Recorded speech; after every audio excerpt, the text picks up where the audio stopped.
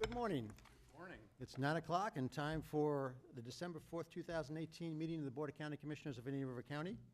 We're going to begin with an invocation by Chaplain Chad Elberson of Indian River Estates West, which will be followed by the Pledge of Allegiance by Commissioner Joseph E. Flesher. But before the prayer, we're going to have a moment of silent reflection for our first responders. Please rise.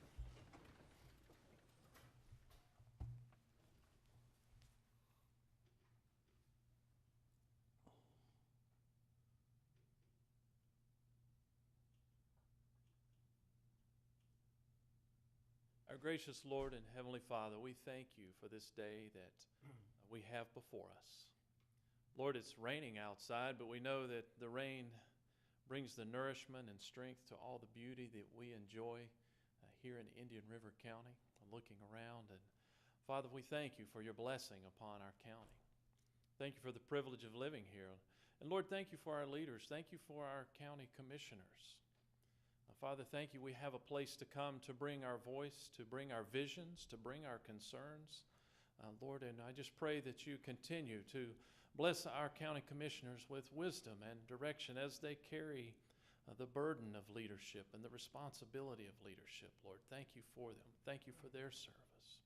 Lord, thank you for our nation and for those who serve as we think of those generations before us who have served and protected our freedom.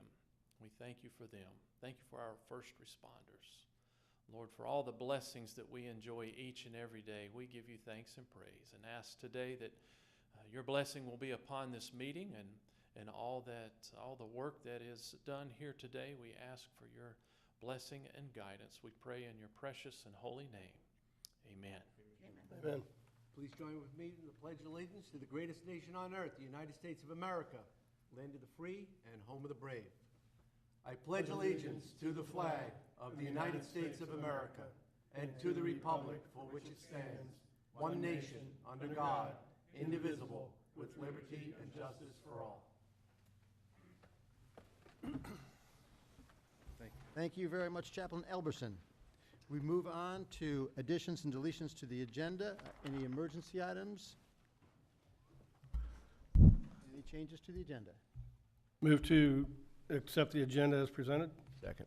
We've got a motion from Commissioner O'Brien, second by Commissioner Flesher. All in favor? Aye. Any opposed? Passes 5-0. There are no proclamations, and there are no minutes to be approved today. Move on to information items. Anybody want to pull anything from the information items for discussion? I'll just mention C, Indian River County Venue Event Calendar Review. There are some good Christmas activities coming up, so it's worth taking a look at the calendar. There'll be actually, one of the first times I've seen it, an opportunity to go to the intergenerational facility and have a call to Santa Claus, which I think is a great addition to things. We'll move on to consent agenda. Anybody want to pull something from the consent agenda? There being no one from the dais, I'll ask if anybody from the audience would like to pull anything from the consent agenda. Move approval. Second. We have a motion from Commissioner Flesher, second from Commissioner Zork. Mr. Zito. Just one note, our Director of Library Services, Ann Shepard, is here. She is unfortunately leaving us to retire, but one of her lasting legacies will be the creation or the reestablishment of the Marion Fell Library out in Fellsmere, and that is on your consent agenda today, and we urge you to move approval and look forward to an open house out there on January 24th, Ann? 24th. And this is a chance to publicly thank you for your service. Okay. Thank you very much. Thank you. Right. And thank you for all your work on that. We're very excited to have the library services coming back to the city of Fellsmere and the Marion Fell Library itself. Thank you very much for your service, Ann. Thank you. So we have a motion to approve the consent agenda from Commissioner Flesher, seconded by Commissioner Zork. All in favor? Aye. Aye. Any opposed? Passes 5-0. There are nothing from the constitutional officers, so we'll move right into public items. The first public item is a county initiative request to amend the 5-year capital improvements program. And I'll note at the start, though, that there is one page in the staff report, page 6, which had been changed with some alterations that Mr. Bowen will mention during his presentation. So if you are in the audience and looked at the agenda yesterday, please go back to it for a new page 6. Thank you, and I'll begin by asking Mr. Bowen if you'd like to go over the 5-year capital plan for us. I would, thank you, Mr. Chairman. Again, for the record, Stan Bowling, Community Development Director, and this is our annual update of the capital improvements element, and its purpose is to recognize changes in existing and future public facilities and needs, and to comply with our update requirement in our own comprehensive plan and a state requirement as well. And this adoption process is really for the schedule of improvements. It's really a budgeting and improvements sort of exercise, 5-year plan. It's different from a standard plan amendment, requires only one public hearing. There's no review by the Planning and Zoning Commission and no state agency review. So this is the one and final hearing for this particular amendment. And it's a joint effort every year, and this year included, of several county departments and also some of the constitutionals. We thank all of them for their help, managed by planning staff. Again, Planner Bill Shute has put in a lot of time on this, and it's directed by the Budget Department. They too have had a pivotal role in what's before you this morning. Just some of the changes that I'd like to highlight. Revenue forecasts have been updated along with their projections. An update of the Appendix A, which is really sort of a spreadsheet of and schedule of our capital improvements in 5 fiscal years. And we've updated and revised tables and figures and text as well in the element itself. With respect to the forecast revenue, we do continue to see improving market conditions and revenue at this time. And so those revenue sources have all been updated. And essentially an increase in expenditures of 6.53% from last year. Last year, the 5-year plan was over $315 million. Was proposed for the next, the updated 5 years is over $335 million. Revenues will match expenses, so there'll be a balance there. We anticipate continuing to maintain our level of service standards, and once again, transportation's a bit over 50% of the total expenditures.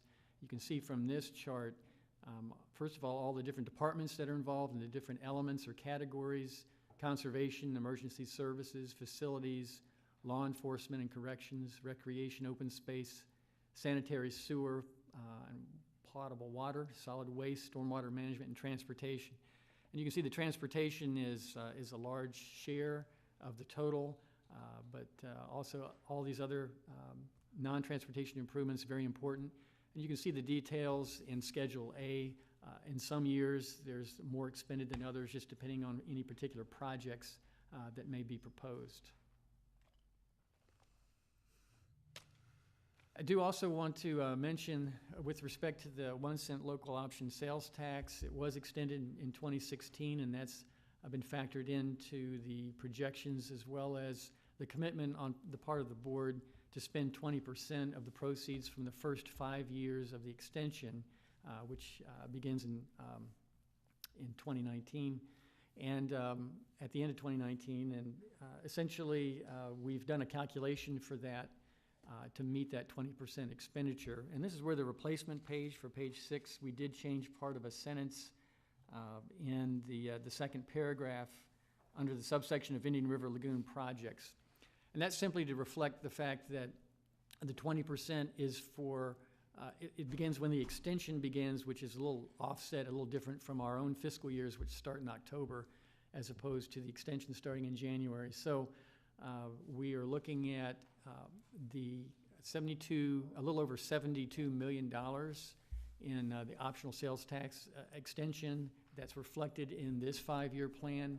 And out of that, we have over $14 million projected to be spent between stormwater and conservation projects. So that meets the 20% commitment on the part of the board. In terms of stormwater projects that are directly benefiting the lagoon, we have several of them listed here. PC North, a sub-regional managed aquatic plant system, North and South Relief Canal, mechanical vegetation removal, Osprey Acres Flowway, a TMDL utility effluent storage project, land and construction, That's a big project, as well as a number of miscellaneous lagoon projects in the 5-year plan itself.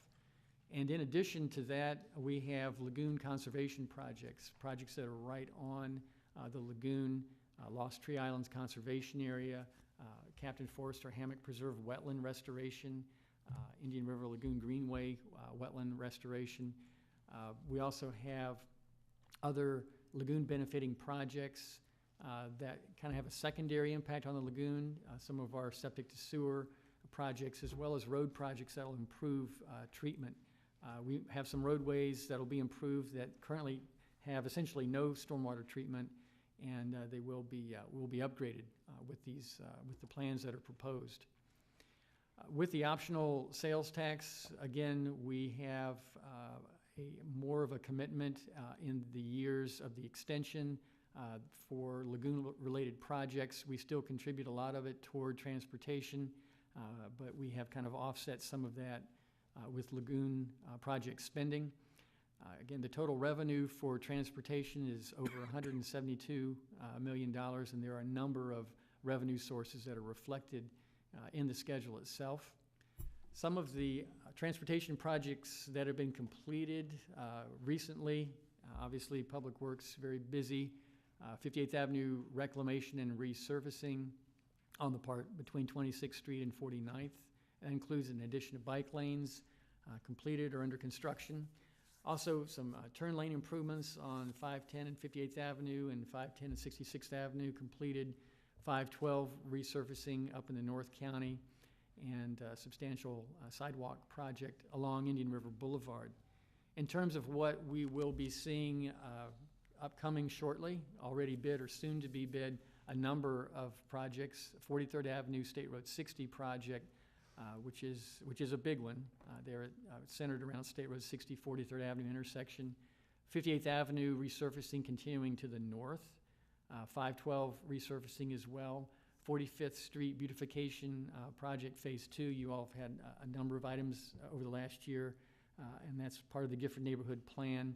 That will be moving forward, as well as signalization of Indian River Boulevard and Grand Harbor Boulevard. Probably either toward the end of the 18-19 fiscal year, or maybe a little bit after that, you'll also see the results of the developers agreement we have with Pulte Homes to do some widening of 58th Avenue near the Waterway Village project. We do want to give you also kind of highlight some of the updates and changes to transportation projects. As you recall, last year, staff presented and you all directed staff to explore alternatives to widening 37th Street from 3 lanes to 5 lanes. That alternate is known as the Aviation Boulevard Extension. We've discussed having that go from US 1 to 37th Street, and then beyond that from 37th Street to 41st Street. We specifically have added that north-south collector road segment in this proposed CIP between 37th and 41st Street. I'll show you that, an aerial of that in just a moment. And so we have updated that alternate as a placeholder, and we have made some progress on the Aviation Boulevard extension request in the last year in dealing with property owners. Just to reorient you a little bit here, US 1 and Aviation Boulevard intersection down here in the lower left-hand portion of this particular slide, and just kind of conceptually having that new roadway come through properties on the east side of US 1, connecting into the McChrystal Drive, also known as 11th Drive, as the kind of the western perimeter road of the hospital campus. Going up to 37th Street, there'll be a signal at that connection. And then going north of that from 37th Street all the way through to 41st Street. I can tell you that I have been working with a property owner developer for a project in north of 37th Street, as well as another property owner. We've had positive, commitments conceptually from those property owners. In working with some of the district staff, hospital district staff, we've talked to them and the chairman, and we know that they have some concerns about wanting to make sure that the roadway itself would be far enough west of their facility here. We think we can make that work. Public Works has looked at it. So we're looking at actually going to the district board. Will allow us to make a presentation to them above and beyond sort of the informational presentation we did last year to them at their January 17th, 2019 meeting. And we would like you all to concur either today, or if you want us to bring back an item and give you more information, to allow us as staff to ask the district to direct their staff to work on a draft right-of-way dedication agreement to move that alternate forward. Again, that would be an agreement ultimately between the district and the Board of County Commissioners, but at least to get their authorization for staff to really come up with an agreement to get the ball rolling on that. Also, a couple of other things in the CIP itself. Yes, sir. Mhm. Commissioner. Could you back up one page, Stan? Sure. Also on that, and I like the idea of maybe bringing back an item with a little bit more detail. If you look at the left slide where you can see the retention pond, kind of where the 90-degree curve is, if that green area that's just on the north side, if that went east, it comes much closer to lining up with what I call the major entry point to the new 3-story medical office building, that there may be some benefit of exploring a easterly link that way that links more into the parking lot, but since the aerial doesn't expand large enough, you can't see that. Right, so if you go further to the east off of this particular aerial, there is a private north-south roadway that accesses, and there could be a connection in a private road or driveway that connects in that would serve as access to that roadway. Again, this is really a conceptual sort of design right now. There's still a lot of flexibility in working with that. The key is to continue to work with property owners and acquire the right-of-way if we want to move this forward. And again, we just kind of repeating myself a little bit, but the district is really the key, the hospital Right. district. So we would like to be able to move forward with them. And also in those same discussions, 36th Street is not a county road or a city road, it's a district road. And I believe about 2 years ago, we had sent a letter to them if they ever want to consider transitioning 36th Street over to the county. We had given them a cost to upgrade that street. Maybe that's a good way to maybe tie some of these loose ends together, because I don't think the hospital wants to be in the street owning and maintaining business. I believe that will come up during negotiation. Okay, great. With respect to other projects that are in the CIP, there are a lot of important non-transportation projects that are in. Just wanted to highlight a few of them. Some new emergency service fire station improvements and facilities, North Sebastian septic to sewer project, and one in Sebastian Highlands, potable water, a meter conversion project, design and construction of another cell at the landfill, near new courtroom facilities and roofs on county buildings, corrections, medical housing, and inmate laundry facility, and also money for a needs design for the sheriff facility complex. Just in summary, there is an increase in the forecast revenue that's been provided, and that's factored in to the proposed 5-year plan. Our project timeframes have been extended and project costs modified where necessary. Our level of service standards should be maintained by what's in the proposal. And again, we've met the 20% commitment of the optional sales tax extension in the 4 years that are affected by that commitment. In this particular 5-year plan, the CIE is consistent with the comprehensive plan and it's financially feasible. That's a requirement that Indian River County sort of self-imposes. It's no longer required by the state, but we make sure it is financially feasible. During the CIE update, staff identified some changes we would like to initiate, if the board concurs, to the transportation element and portions of the CIE that cannot be done through this particular type of process. There's some out-of-date policies and some procedures for single-family concurrency we would like to sort of streamline, and so we would like the ability to bring a proposal to you all if you allow us to initiate that process in January. That's the next window.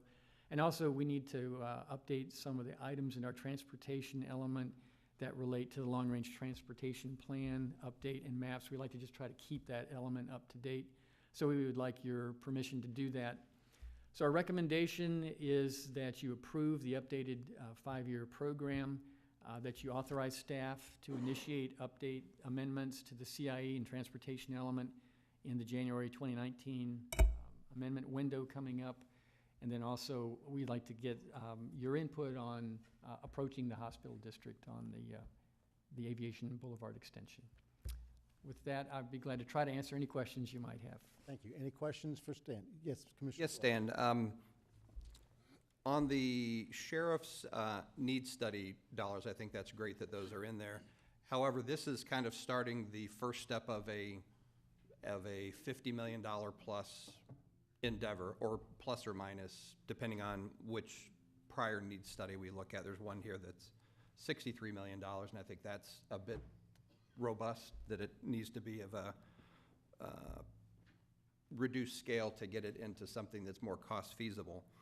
But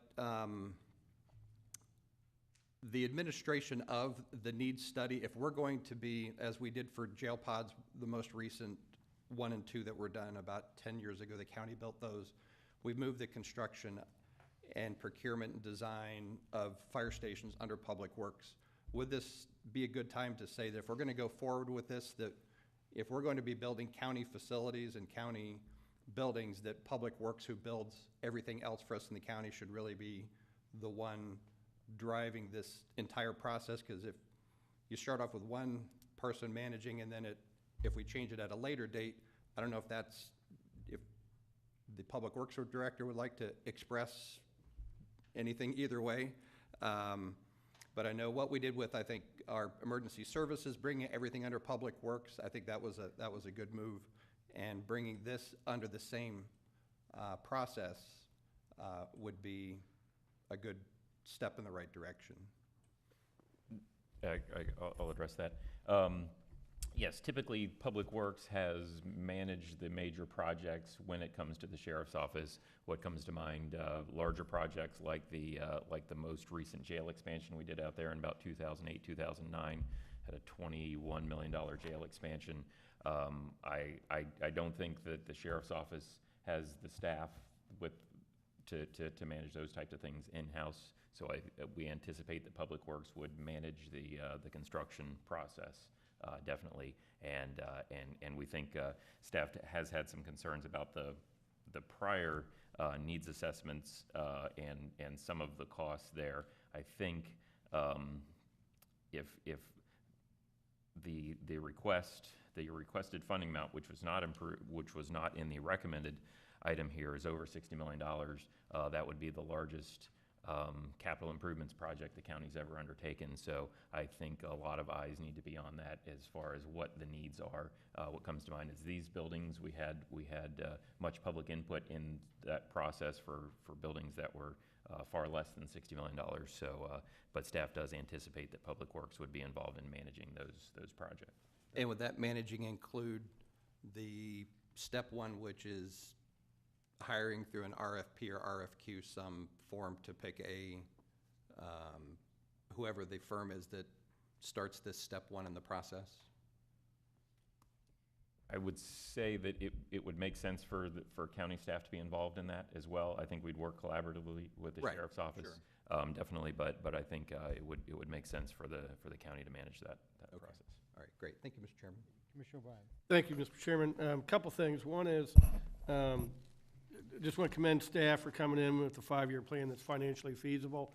To me, this is always a big thing from an economic development point of view, in that there's a lot of surrounding counties that have multi-$100 million shortfalls in their infrastructure, and I think it's great that our county, that we can point to the fact that we're staying up with our infrastructure needs, we're keeping up with our roads, our level of service, and it's all financially feasible and funded, and that we don't have this huge multi-$100 million backlog. So I just think from talking about the county and the strength of the county and why you'd want to bring your business here, I think that's always a good talking point. We have a unique opportunity now over the next 2 years. Senator Mayfield has been named chair of the Appropriations Committee for Water Projects. And so we may have a little bit of advantage there. And I would just ask staff to maybe go back through this and look at some of these projects and see if there isn't a way to advance some of them, particularly either stormwater or septic to sewer projects. Because we have a 2-year window now where we may be able to get some state appropriations to help with these. Looking at the North Sebastian septic to sewer, the phase 2, that would be a good one to try to advance a little bit. We have the Sebastian Highlands septic to sewer. If we could advance that, I think would be a good time to do that. And I just asked staff and Jason if you all could, even if we have to come back and make an amendment on this, I want to make sure we take advantage of that window of opportunity we have, and just, maximize our opportunities there. So just, in general, ask staff to take a look at some of those projects. What can we advance so that we can be ready, maybe not for the 2019 legislative session, but certainly by 2020, I would hope we would have a pretty strong package of projects that we could ask for assistance with. And then just specifically, 2 areas on, Commissioners, on page A7 of the attachment is Parks and Recreation. The Sandridge Clubhouse renovation to the kitchen and seating area is 4 years out. Is that something that can be moved up? Because I know with Sandridge, they're one of our enterprise funds that does pretty strong, and this is a good key component to it. So just if there's a way to advance that a little bit, I think would be worth looking at. And then on page A8, again, under Parks and Recreation, the new pickleball complex at South County Park. We're getting a ton of demand and requests for pickleball facilities. So if there's any way to advance that up a few years instead of 4 years out, I think would be good. But those are just kind of general comments. Thank you, Mr. Chairman. Thank you. And I'll second your one on the TMDL projects for the 2-year window. And it's okay with the board. I'll just see if there's a consensus for that, because I think that has been a priority for the county for a number of years, and this is a good opportunity. So the consensus is to all involved. Rich, we're directing this one at you. So we're looking for great things at a faster pace. Thank you. I have a couple more comments. One is on the utility. The biggest project in utilities is the AMR AMI, which I doubt anybody in the public could tell you anything about. The commissioners would have a difficult time telling you something about, but it's a $14 million project which will bring our utilities up into the 21st century. I think it'll be very, very good for the people in Indian River County, but nobody's going to know it's done. So I'm going to ask the board if we can get a consensus on, as part of that project, putting in some PR element, because, again, I think this is something that the people of Indian River County should know about. I mean, we don't have to spend big dollars on it, but I'd like it as part of going forward. I'd be fine with that, and also with the size of that $14 million, if there's any other lower cost options that get us to the goal line, that staff does that as well. Staff is always looking at the lowest possible way, but again, when I think about the TMDL projects and how people just don't know what we've done, we could put $14.4 million in the ground and nobody's going to know. So, thank you. And on 43rd Avenue project, I just want the audience, the public to know that this is beginning at 18th Street to 26th Street. So this isn't going into Commissioner O'Brien's district. So, leave them alone on this one. We don't want I'm keeping a careful eye on that. Yes. I mean, we have no intention at the present time of going further south. But the people that fall on my side of the road would like to know when the south portion could be moved up, or at least the next segment. Well, we want to keep this close to Christmas, just even keelier, so we won't go into that one today. I think it was 2035 or 2040, something like that, Commissioner Zork would. And the last... I see an item for next week coming up. The last item I have today on this one is for the county administrator. We haven't talked about the post-Great Recession deferred maintenance in a while, And I know we've made great strides in catching up to deferred maintenance and deferred capital items, and I just didn't know if we still had further to go. So sometime over the next months, if you can maybe ask the different departments if there's any remaining deferred maintenance or deferred capital expenditures, I'd like to get a handle on how much that is. Because, you know, we're liable in the country to have a recession in the next couple of years, and I'd certainly like us all caught up with those type of things before any possible recession hits. And with that, if there's nothing else from the board, I will open the public hearing. Public hearing is open. I'll ask anybody from the public who wants to comment on the 5-year capital plan to come on up and comment. Last chance to comment on this year's 5-year capital plan. Two microphones. And we will close the public hearing. Commissioners, Mr. Chairman, I'd like to go ahead and make a motion to approve the 5-year capital improvement element and to give staff the go-ahead to start negotiating with the hospital district on the 37th Aviation Boulevard Extension project. does that include authorizing staff to initiate update amendments to the CIE and transportation element? Yes, it does as well. We have a motion from Commissioner O'Brien, second from Commissioner Zork. Any discussion? All in favor? Aye. Any opposed? Passes 5-0. Next up is public discussion items. A request to speak from Fred Menzing regarding all aboard Florida, Brightline, Virgin Trains, Florida East Coast Railroad crossings, tunnels, and bridges. Good morning. Name and address for the record, please. Frederick D. Mensing, 4123 18th Place, Vero Beach. Before I get started, let me give this to the clerk. This is a legal notice. I'll give it to the attorney, and there's copies for the rest of the board. You people have been far from diligent in your affairs with the railroad. You've been wasting taxpayer dollars for 4 years or more on a passenger railroad which frightens you to death. I am frightened to death by the ownership of the Florida East Coast Railroad by a Mexican railroad company who had bought it to capitalize on the $50 million that the state of Florida spent on the Port of Miami in order to get containers to Mexico.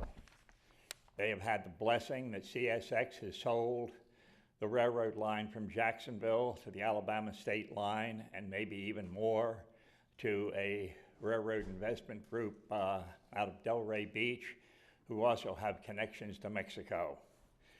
The Mexicans will double track this railroad from one end to the other, whether we have Brightline or not. It's a necessity for the amount of traffic that they will ultimately be running up and down this railroad. They are running a train now a couple of nights a week that is 2 miles long. That train requires a 2-mile long train of empty containers coming back to the Port of Miami. Once this is double tracked, we are going to have a double risky problem, and the most dangerous spot is Roseland Road in Indian River County.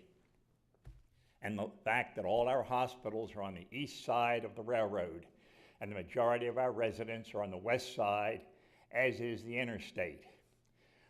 An accident 2 miles north of 512 on the interstate.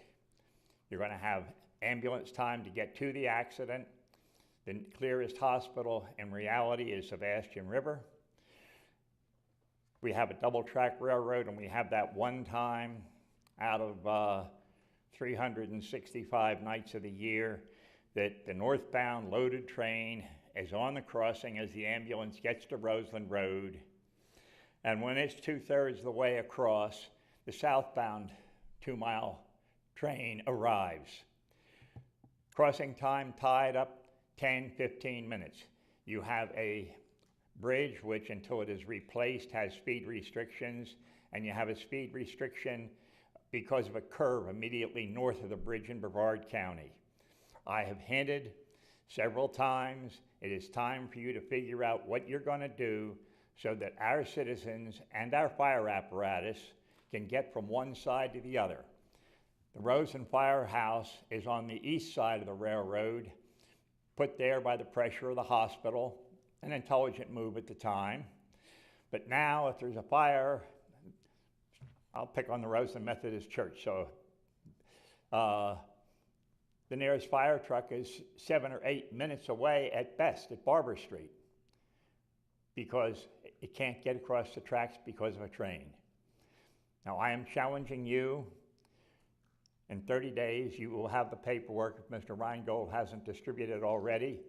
I will be filing a comprehensive suit against you as commissioners for wasting $3 million fighting a train that you can't fight, for wanting to spend another $1 million to fight the train you can't fight, and for not realizing the real risk to human safety is not the 2-minute passenger train racing through, it's the freight train.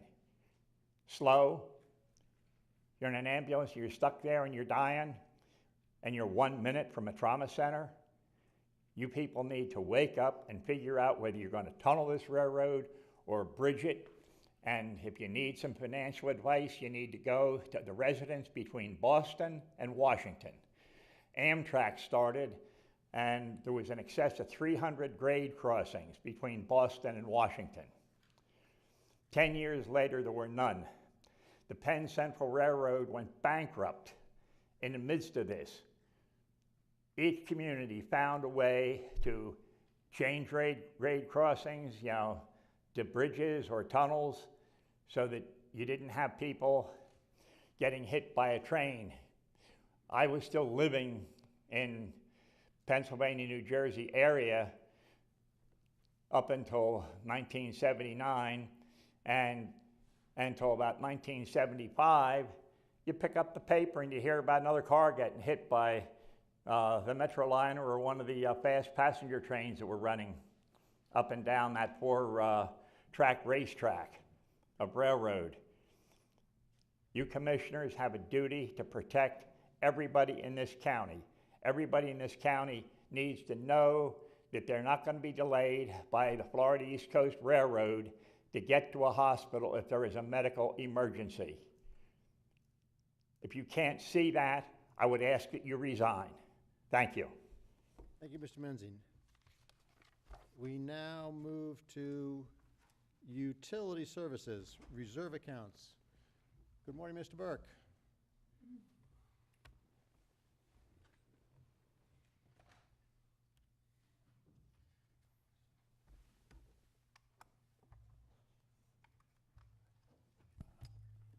Good morning. For the record, Vincent Burke, Director of Utility Services. To my right is Cindy Corrente, Utilities Finance Manager. This is a continuation of item that was brought to the board. So we'll go over quickly, just quick history on this. We had described in previous presentations what an ERU is, equivalent residential unit. I'm not going to read you the code here, but certainly it's distilled down to 250 gallons per day of water consumed or wastewater produced at a single-family home. There's a scale factor for multifamily designation. We had presented information about the current number of reserve accounts, close to about 2,000, and the reserve ERUs, 8,147. This was as of September 30th, 2018. We had noted the cost, which had not changed since 1999, is still applicable in September. $1,300 per ERU for the water, $27.96 per the sewer, total of $4,096. So we looked at the monthly service availability charges, which are really a reimbursement to the county to keep the pumps on, the lights on, so to speak. For one ERU, you're looking at the recurring charges that occur regardless of any consumption on a property, because we have taken the impact fee, we have built the capacity, and are maintaining that. If you had 50 ERUs, say on a large development or other parcel, you can see that the sum fees of the water and sewer are quite high, about $1,300. To the right of that, you can see that the total accounts receivable AR was $8.9 million, past due reserves of just over $5 million.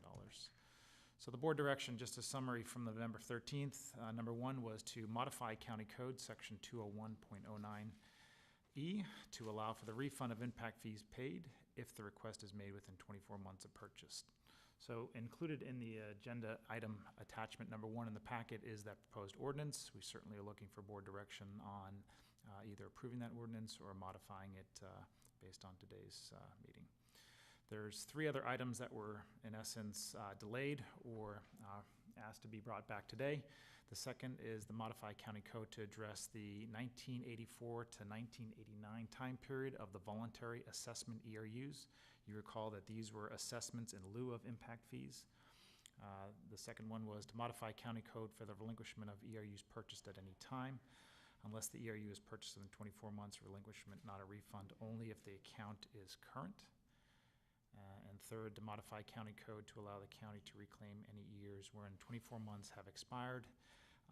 There's fees that are due and the account is considered past due. Lastly, the board directed staff to work with the county attorney's office to research the logistics of closing on properties that have excessive amounts of account receivable balances. Staff does not have that information at this time, but we'll bring that information back at a future meeting. So I have to say that there's a clerical error in the agenda packet, item number 1. So with that being noted, I just wanted to make the board aware of that, and I've broken down some of the steps into what we feel is a more clear-cut understanding. Certainly if there's any questions as we go through this, staff is available. But the first recommendation for the impact fees is to approve or amend the attachment number 1, which is included in your backup, which modifies County Code Section 201.09E to allow for the refund of impact fees paid if the request is made within 24 months of purchase. So that's moving forward to try to address and get a hold of these issues after 24 months. If someone decides not to continue with that property, if for some reason things change, certainly they can request to get a refund of the impact fees paid. The voluntary assessment reserves, also known as the assessments in lieu of impact fees, so that the theory was you paid for this assessment, the line was built, and when that line was built, then you would not have to pay for an impact fee. You'd be able to connect to the system. So we have 3 scenarios for consideration. The first scenario is if you have a current undeveloped piece of property, regardless if you're in or out of the 200-foot rule, you would be eligible for a refund. The second scenario is if you have a developed property but are in excess of 200 feet. In other words, there's no utility lines abutting the property right side of the property line, you would be eligible for a refund. And the third scenario is if the county in fact did build the lines, the property is developed, and it's within 200 feet, then there's no change to that account. You can either maintain that account until such time as you choose to connect, or you can connect today if there's service availability, either water or sewer. So the type 2, just a quick summary, this was in the agenda packet, was the number of water and sewer reserve ERUs, just over 1,200, 1,277. You can see what the annual service availability fee is if hypothetically all those accounts were in fact paying their bills on time. It's just under $250,000. And hypothetically, if all of the folks were eligible for refund, we wanted to just illustrate what that amount would be to the utility fund. It's $1.7 million. Again, these are the voluntary reserves, assessments in lieu of impact fees. Staff recommendation 2 is the voluntary assessment reserve is to approve or amend attachment 4, which is included in your backup, which modifies County Code Section 201.09E to allow for the refund of the impact fees paid for certain voluntary assessments adopted by resolution between 1984 and 1989. Refunds will be equated to a per year use basis and refunded at the amount actually paid at that particular time. Staff recommendation 3 is to reclaim the ERUs. We have a draft language in attachment 4. So we're asking for the board direction to either approve or amend with modification to the draft in attachment 4, which modifies County Code Section 201.09E to allow the county to reclaim any ERUs after 24 months of unpaid service availability charges. We note here that any impact fees paid will be applied to the account balance, and any excess of such fees will be refunded. So this is, again, a moving forward process so that we can get ahead of this issue and not step in this hole twice. Hey, Vinny, on the 24 months, is that cumulative or consecutive? We thought it was going to be consecutive. Okay, I'd rather see cumulative, because you could have a case where somebody goes 23 months without paying, and they pay 1 month, and that restarts a 24-month clock. And I think our intent here is if they're not paying, we want to pull those ERUs back. So, Commissioners, my suggestion would be that that would be a cumulative thing, so they can't game it by once every 2 years, just paying 1 month and keep the thing stringing out forever. So I would say 24 months cumulative. Yeah, staff would agree with that. Yeah. That's the best way. Recommendation 4 is to combine, if you notice in the backup, and this is the issue that we had with the agenda, so I apologize for the ministerial mix-up, is to combine the attachment number 1 proposed language with the board direction from some of the modifications today to attachment 4. In essence, all of the modifications will fall under the 201.09E umbrella, and we're asking for board direction to incorporate what had previously been approved and any draft modifications to attachment 4 in order to move forward and go through the process to advertise and to hold a public hearing on December 18th, 2018.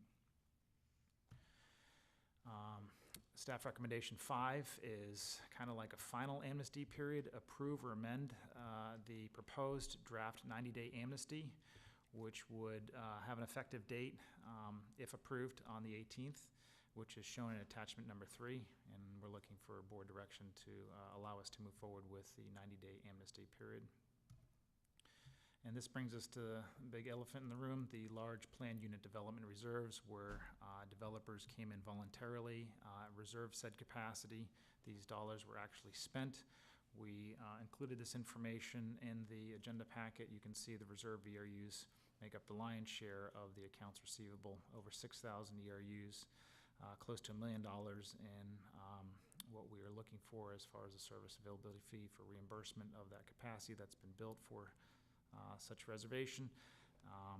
Obviously, we're not looking for a full refund amount, but that would be the monetary dollars, over $12 million. That would put a huge fiscal constraint on the utility if refunds were allowed.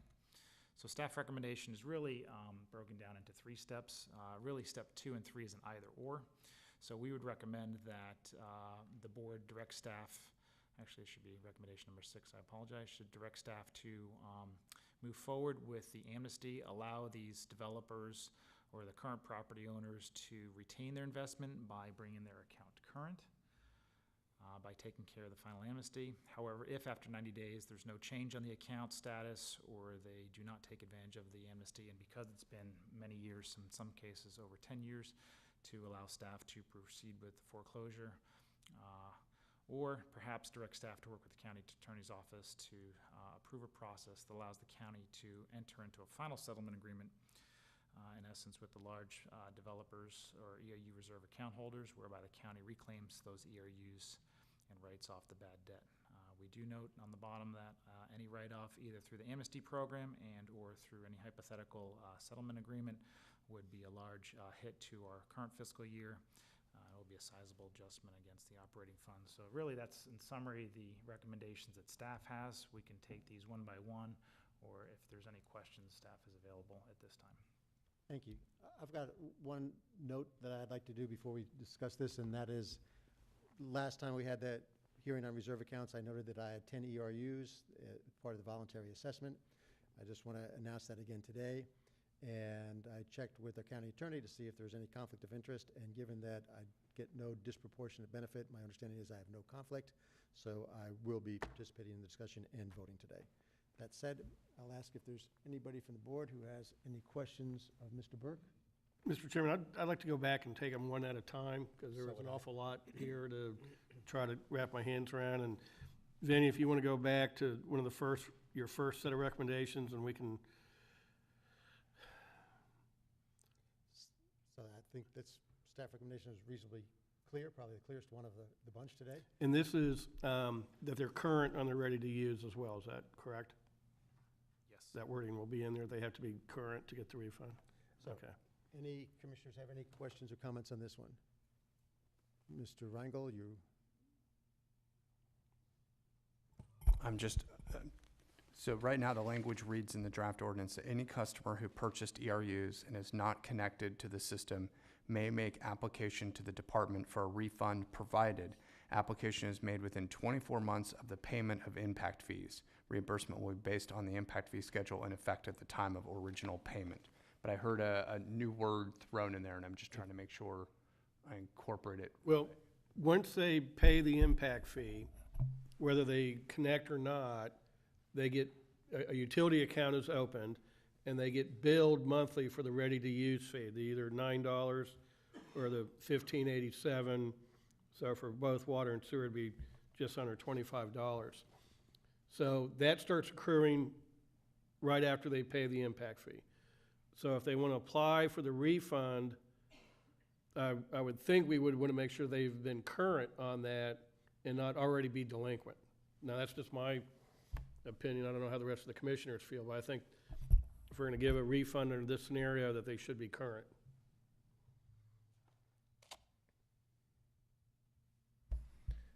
Makes sense. No. I mean, In the staff recommendation, it does mention that accounts shall be brought current before allowing any such relinquishment. all right, so just Dylan, then in the formal wording, then if you could add language that would reflect the fact that their account must be current to get the impact fee refund. So any customer has purchased ERUs and whose account is current and is not connected to the system may make application to the department.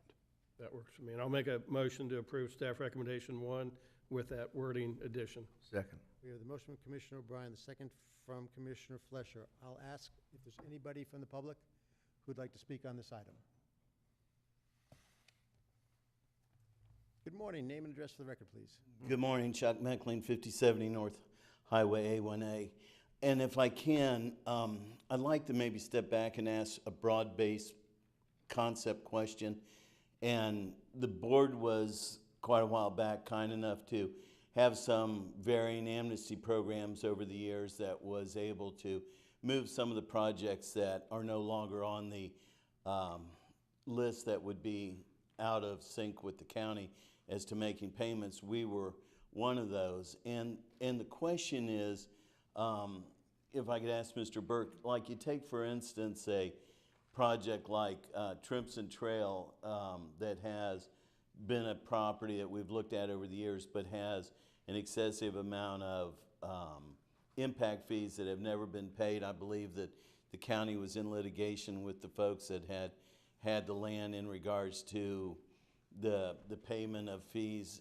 This would be outside of that, or this would fit into that if the people brought it current. Well, Chuck, this particular motion right now doesn't apply to that. Well, that's We do have an amnesty thing on one of the other recommendations that would apply to what you're referring to. Okay, so, well, let me do a second question then. At the time that we picked up a project, the impact fees were substantially higher cost-wise than what they are today. Does that mean in passing this, if I make application for a refund between the difference of what was paid back then to what it is today, is that a refund situation? And again, Chuck, this motion here is going forward. So you come in tomorrow and pay for a water impact fee because you've got a contract to build a house. And then the buyers bail on you or something, and you don't have a new buyer for that house. If it's within 24 months, you come back and say, hey, my buyer backed out, can I get a refund? And as long as you've paid your monthly ready-to-use fees, we say, yeah, so this one we're talking about now is going forward. Okay, I'm just trying to. Yeah, no.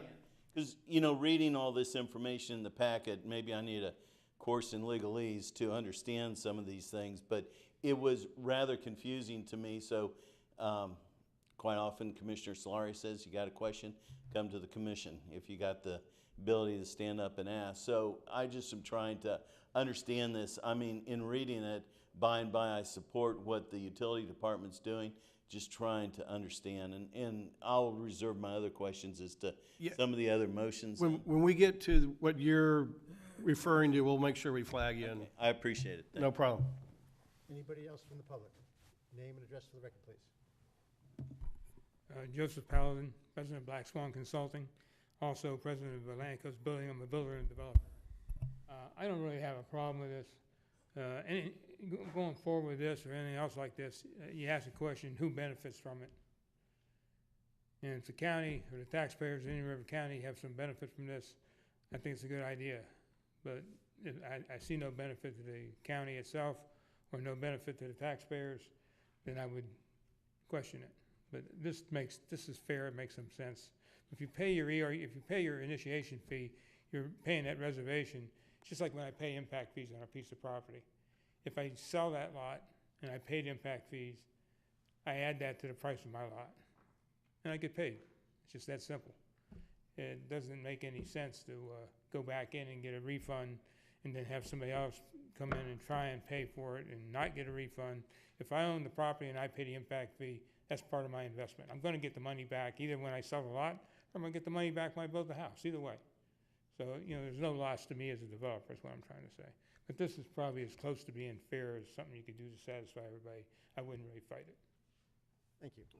And, Mr. Chairman, maybe Jason, you can make sure I'm correct here, but, Commissioner Davis always used to like to talk about the rat moving through the belly of the snake, and that's kind of where we are, and I see the steps we're taking today as trying to get that rat out of the belly of the snake, and going forward, we're pretty well positioned, because we've already changed things where you can't come in now and buy a whole slug of, you can't reserve that capacity, you have to pay the impact fee when you pull the permit. And so I think this going forward will just make sure we don't get into a situation where, as Commissioner Chairman Solari is referring, we may have a recession a year or two down the road where somebody doesn't get stuck holding these things for years and years and years, and we get right back to where we are right now with this issue of these outstanding reserve accounts. So I think we're doing a lot in the past and today where we will hopefully not get in that position again. Just thinking about it now, I guess 24 months is reasonable, but would 12 months be better? You're either going to build or you're not, and you would know pretty quick. Jason, you have a... Staff's okay with the 24 months, but to your point, Commissioner, that bubble in the snake, some of these recommendations are trying to deal with the bubble in the snake that happened from the 2008 time period, and then some of them fall into the category of trying to make sure we don't create another bubble in the snake. So this would be one where we're trying to make sure we don't create more of these types of problems going forward. Staff talked about 12 months, 24 months.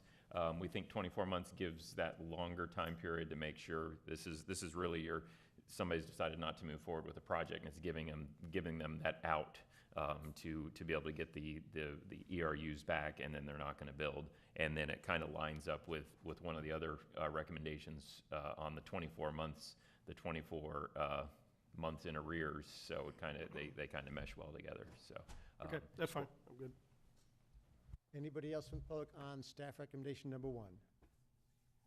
There being none, we have a motion from Commissioner O'Brien, a second from Commissioner Flesher. All in favor? Aye. Any opposed? Passes 5-0. Vinnie, the next.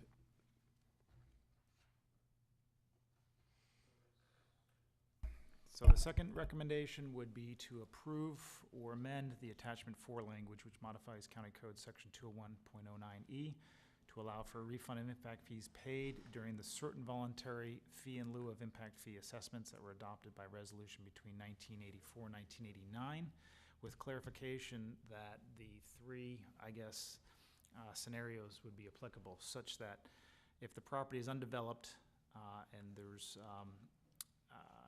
infrastructure within or outside of the 200 foot, they would be eligible to apply for a refund. Excuse me. Second of all, if the property is undeveloped or developed rather, and the infrastructure is outside the 200 feet, they could certainly request a refund. Or lastly, if the property is developed currently today, there's a line in or close to or within 200 feet, then they would not have any change in the status. So again, If we can go back to that. Sure. Yeah. Thanks. So, Commissioner O'Brien? Yeah, Vinnie, I'm okay with 3 and number 2, but on number 1, if we're within the 200 feet, then we've already expended the funds to get the infrastructure there. Is that correct? Yes. So I would rather see number 1 be more like number 3, developed or undeveloped. If it's within 200 feet of where we've spent money to put infrastructure, that there would be no refund, because in my mind, we've already expended those funds. We have it there, and I don't want to be giving that money back when we're within that 200 feet on. Right, staff just had, staff just had the rationale that there might not be something happening with the next 3 to 5 years. They would be burdened with this recurring cost. We wanted to, because it was undeveloped, have the opportunity to allow them for that refund, or maybe even just relinquish to turn it in so they don't have those recurring charges. So maybe the refund could be a relinquishment such that if there were development at some future point in time, they would then have to apply for service and pay for the impact fee, which is current at that particular time. And I wouldn't have a problem with the relinquishment. I just don't want to give money back when we've already expended the funds to get it to that point. Okay, and I'm on the other side of that one. Okay. I just believe that people who've been paying into base facility charges for 30 years have supported the utility to a great amount. And again, if the idea is to get these ERUs freed up so you don't have essentially ghost ERUs impacting the system, it's a plus.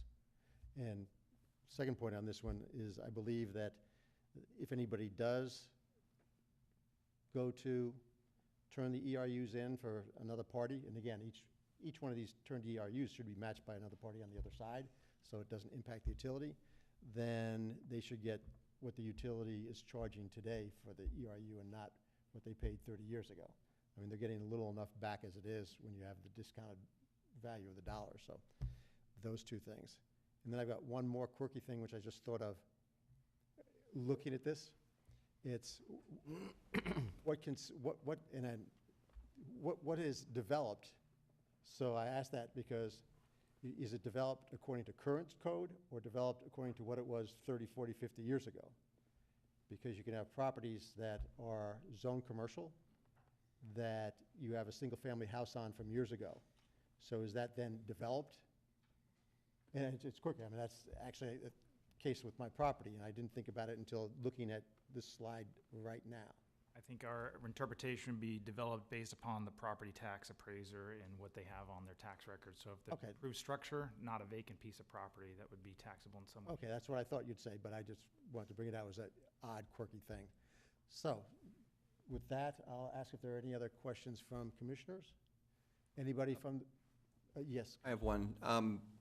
In most developments, when I see them, the developer brings the line from the neighborhood to the current county location. So these type of lines that would be the plus or minus 200 feet would be like when we looped 66th Avenue from 8th Street to 16th Street, that type, because normally you have the development, they go, okay, here's the county's lines over here, and then they're gonna do the extension from the property over to where the line is located. That, and I suppose in some cases, the project may happen to be in front of a line that we put in that loops a system that may not have necessarily been put there for the development, but it was put there because of the design and redundancy of the system. Is that? So when we say it's available, that would mean that there's a pressurized water main outside that property. It does not in any way, shape, or form account for the T or the lateral perpendicular to that main to connect the actual structure. Conversely, there's a gravity sewer with maybe a stub out that they would be able to get off their septic tank to tie into that existing collector system. So there's still connection cost for these, what we like to call, I don't want to mix apples and oranges, because you're talking about a planned development on one aspect, and we're talking about more just, say, single-family lots that are not in a platted subdivision that would be able to connect today based on 30 years ago when some of these lines were collected and paid for and installed. Yeah. Okay. And I think that's an important differentiator now. The scenario that Commissioner Zork's talking about, you know, what we do now is when a development comes forward, they may have to put in various lines. And this is the voluntary assessments, which is a special case. That's why I think we've got a separate recommendation for this, because it's different. And those voluntary assessments happened at a time, and they happened kind of regardless of where there was service available in 1987 or whenever they may have happened. So they're a kind of a unique case, and my understanding, since it's before my time, is these funds provided some well-needed financing for our new utility at that time. So that's one of the reasons there's a little bit different treatment here. And This particular item came about when someone had questioned the fact that a family member had been paying for so many years with the expectation, anticipation that they would be getting water, and we identified that that area was not earmarked for any water or sewer in not even the far future. Is that correct? That's correct, yes. So at that point, it would be disingenuous to even think that we should be collecting these fees, and this will resolve several incidents, not just that one. There are quite a few that people are anticipating that they can no longer have this sieve to their cash flow, because they are actually paying the monthly fees as well in anticipation for getting the water and sewer. So, Jason, are you okay with the number of ERUs out there that might be refunded if we go with what's before us? I think that's an amount that we can absorb. Surely, one of my thoughts is that this would be along the way that has been done in the past. As long as there's somebody new buying these ERUs, that we've got the ability to do that, and the amount that we received in the last year was more than this amount. So I don't think it would be a strain on the system for this. Mr. Chairman? Sir. I did make a commitment to a few of those individuals who were very concerned, and they had conversations with Cindy and Vinny as well, and I did say that they should just settle down just a little bit, because change is on the horizon. So with that, I'd like to make that change and move staff recommendation. We have a motion for staff recommendation from Commissioner Fletcher. I'll second it, but we have a couple clarifications probably. Just for clarification, I want to make sure that I understand, so that if the property is undeveloped and there is infrastructure within 200 feet, they would not be eligible for a refund, I heard, but perhaps for a That was not the reclaiming motion. of? No. The motion is, No. Staff recommendation is as printed, as suggested and directed. and is that motion, do they get back what the utility is currently charging, or the historical cost? What they paid into We had recommended what they had paid at that time, but I heard. at the time. That's fine. I'll ask one more time. Any comments from the public? And just these would be accounts that are current as well. There are a few. Sir, if you want to come up and ask a question, you may. Name and address for the record, please. No, you need to come up to the dais, please. Podium. Name and address, podium. Name and address for the record, please. Richard Maxwell, 920 Truman Street, Sebastian. I've been paying these ERUs for 27 years, and I just wanted to get the money back. I wonder if there's interest with it. There's no interest, and you'll get back what you paid, not what the utility is currently charging. Okay. And I feel your pain. I paid them for 30 years, and And there's no way they're going to get water or sewer there, in my lifetime anyway. what the staff likes to remind us is we voluntarily did it, and so we have to accept the pain of our decision. Okay. There was a lot of excitement and fervor in the 80s, and expectation and anticipation, and people came forward and said we would like to be in the game early on at a low and reasonable cost, and it did not happen. Again, Justice Powell and Commissioners, I support the motion. I think it's fair and it's a good idea. Thank you. We've got a motion and a second. All in favor? Aye. Any opposed? Passes 5-0. Vinny, up to... So clarification question.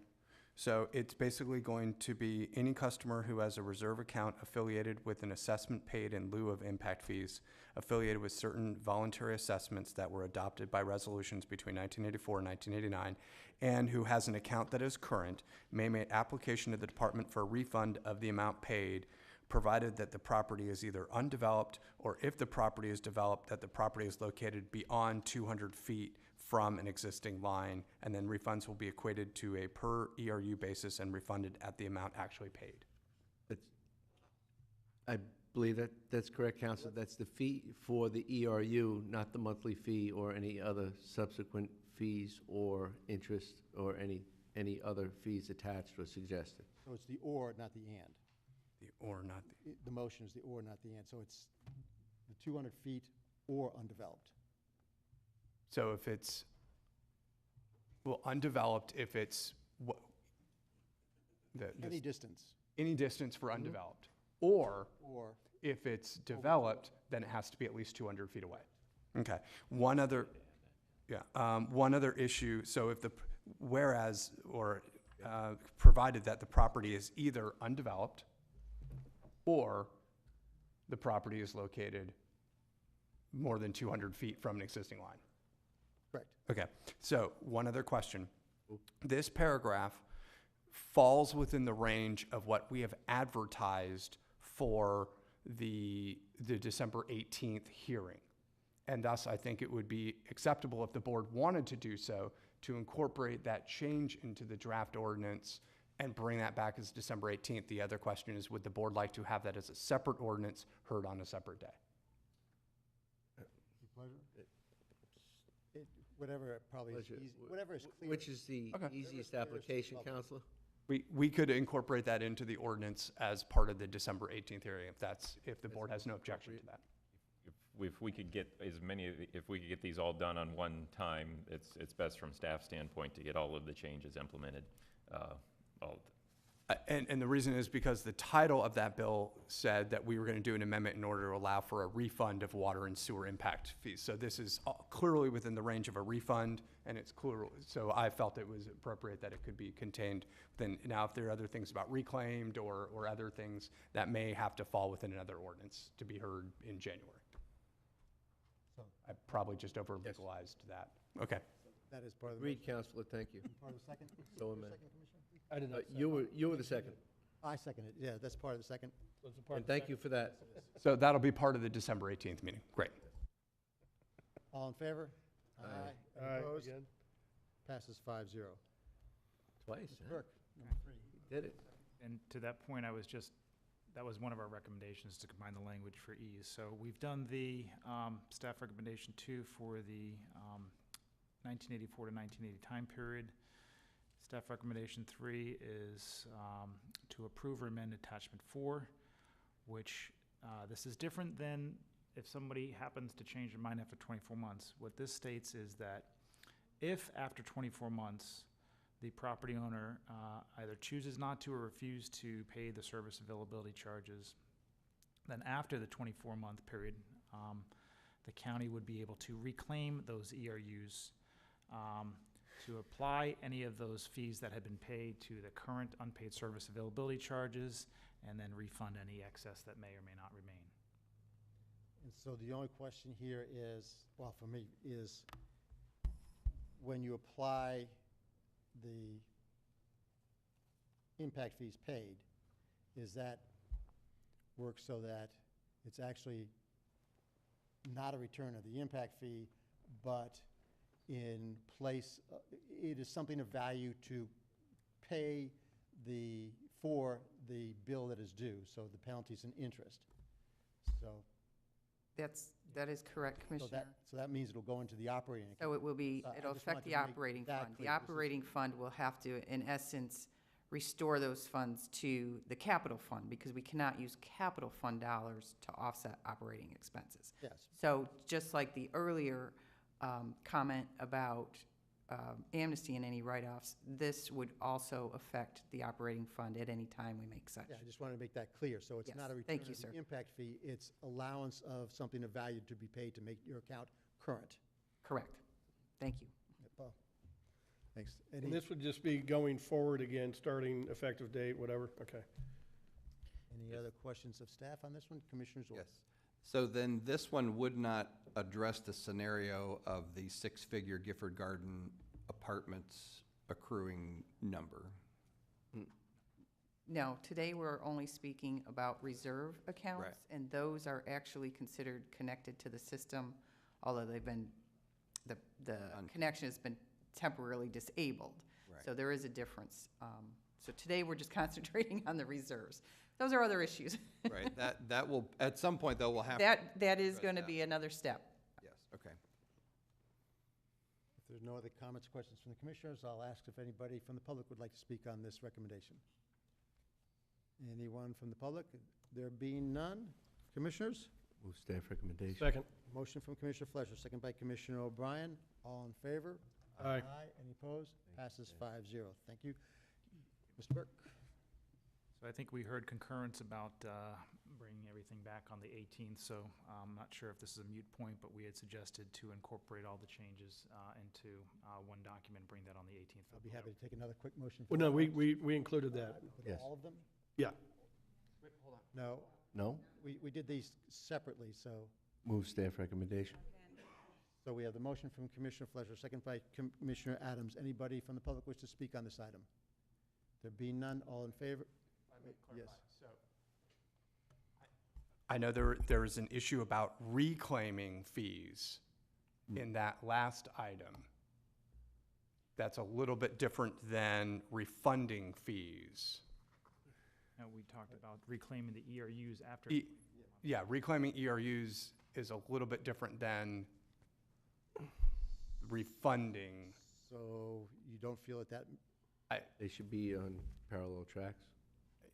I mean, I'm happy to, I'm just a little bit nervous that, So if I could just read the attachment 4, it says, "The county may reclaim any ERUs if 24 months of related service availability charge fees become delinquent. Any impact fees paid will be applied to the account balance, and any excess of such fees will be refunded." So your fear is we haven't given adequate public notice that this is going to be coming before us on the 18th. my recollection from the November meeting was that we had done any customer has purchased ERUs and gets the refund. And that's what the board directed to go on the 18th. What I heard today was we were going to add an additional refund language, but then the additional language identified in attachment 4 at the bottom is more about reclaiming ERUs. And, I mean, do you consider reclaiming the same thing as refunding? Well, in this case, we felt that the customer who paid the impact fees was still getting credit for the monies they expended.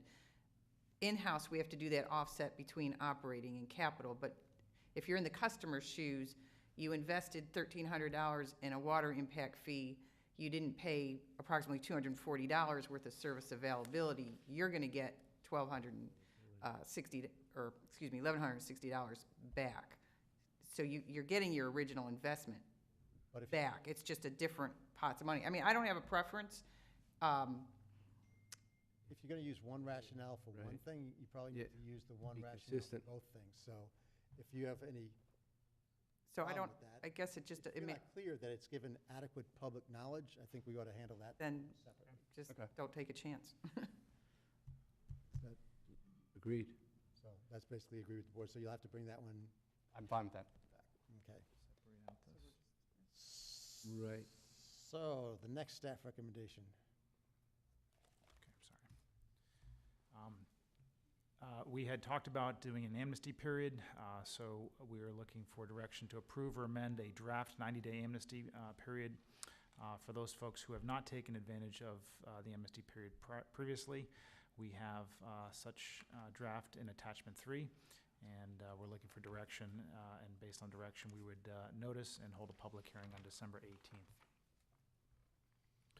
Any questions? So this would be the one I think Mr. Meckling was concerned about.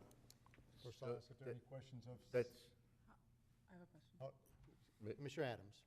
How much is outstanding that would be, fall under the amnesty? The top 15 accounts are just over 5.6 million as of September 30th, so they're probably closer to 6 million right now. Any other questions of staff? Just, this will be similar to previous amnesties where we'll waive the penalty and interest if they bring current the actual ready-to-use fee. Is that correct? Yes, sir. Okay. And then, well, I guess we'll get to next what to do if they don't come in. Yes, sir. Okay. So this is just to approve another amnesty window. Yes, this was hopefully for real the last time now, but we've had some interest in some of these properties and felt like this could stimulate sales and development of those properties if the folks did choose to take advantage of this offer. Right, but after this, we're gonna address those that, for whatever reason, haven't come forward, and now the third amnesty window. And one of the things we're gonna talk about is maybe even foreclosing on them and things like that. But I think, is it the intent today that we will find a final solution for those that haven't taken advantage of the amnesty and clear those up one way or the other? I hope so. Okay, because I just, We don't want to keep revisiting this and. and last time we voted on this, I said I didn't want to do another amnesty, exactly. because I think for those that have been paying their fees, it sets a bad message out there. So I'm going to be okay going forward with one last amnesty. But I fully expect that we will then take action to close out these others one way or another, so that this will be it. And that's, okay. That is our hope, sir. Okay. And, I would agree with that. I would agree with that. Is 90 days necessary, since considering we've done this a couple times at this point? Or is that I standard? mean, it's stretching it out a little bit, but if you're in the account holders, just looking at it from maybe their perspective, for example, the person that owes us almost $1.8 million, even for them to take advantage of this, they have to come up with about $622,000. So I don't know if the 90 days might help them, you know, if they have to do a short-term bank loan or a bridge loan or something to obtain the funds. That's kind of the thought behind that. Okay, that's fine. And I think it's important to note that it is only eligible for those who haven't already participated in an amnesty, so that's not a second Yeah. amnesty. It would only be for someone who has not participated in amnesty before. Yes, and I think that was in the resolution. It's in the code, yeah, in the draft ordinance. And I agree with Commissioner O'Brien. Historically, I don't agree with, you know, keep extending amnesty programs and soliciting and extending another amnesty program. But in several of the cases, people did not know they owned the property. It may sound obscure, but some folks did not know that their parents owned the property, had relinquished it to them, or had bequeathed it to them. There was ownership. They did not know that the parents were paying. They did not know that their siblings were paying. Somebody was paying or not paying, and an amnesty program. I don't know if 90 days is rather lengthy. I think if we give a public notice to those property owners, I think we can have it nice and tight. Look, here's your amnesty, you got a shot. I believe it could be shortened, perhaps a 30-day notice, but I think 3 months is rather lengthy. But I'm kind of ambivalent on that. But I do support it because there's a lot of folks that do not know that they were paying this on the property or did not pay it, and they have money that's due them. I'm fine with the 90 days. That's what we've done in the past, but Yeah. my big thing is this is the last one, so Yeah. that's kind of where I'm at. I'm with you on both comments. Okay. Anybody from the public wish to speak on this item? And this will be effective December 18th, correct? We'll have our public hearing, we'll have the ordinance. So those of you in the audience that are looking for the December 18th, it'll be passed then. So St. Patrick's Day, it's over. One more time, anybody from the public? Mr. Chairman, I'll make a motion to accept and approve staff recommendation number 5 on the amnesty program. Second. Motion for Commissioner O'Brien, going to give the tie to Commissioner Adams. Any other comments? All in favor? Aye. Any opposed? Passes 5-0.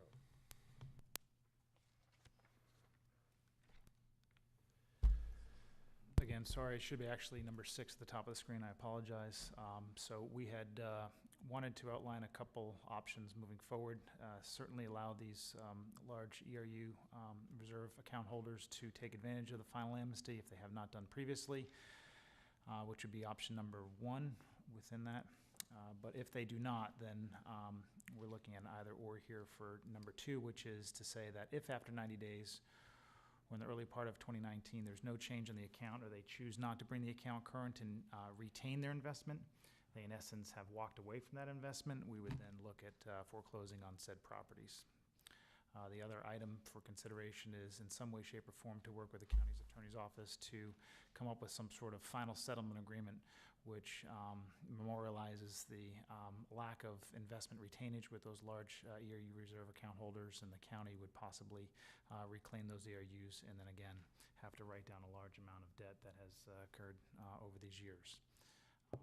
Certainly looking to kind of put this to bed. It's kind of been kicked down the road, so to speak, but we're trying to at least get some direction from the board on how best to proceed. And again, we owe you some information with respect to that foreclosure process, which we do not have at today's meeting, but we can certainly bring back at a future date. So,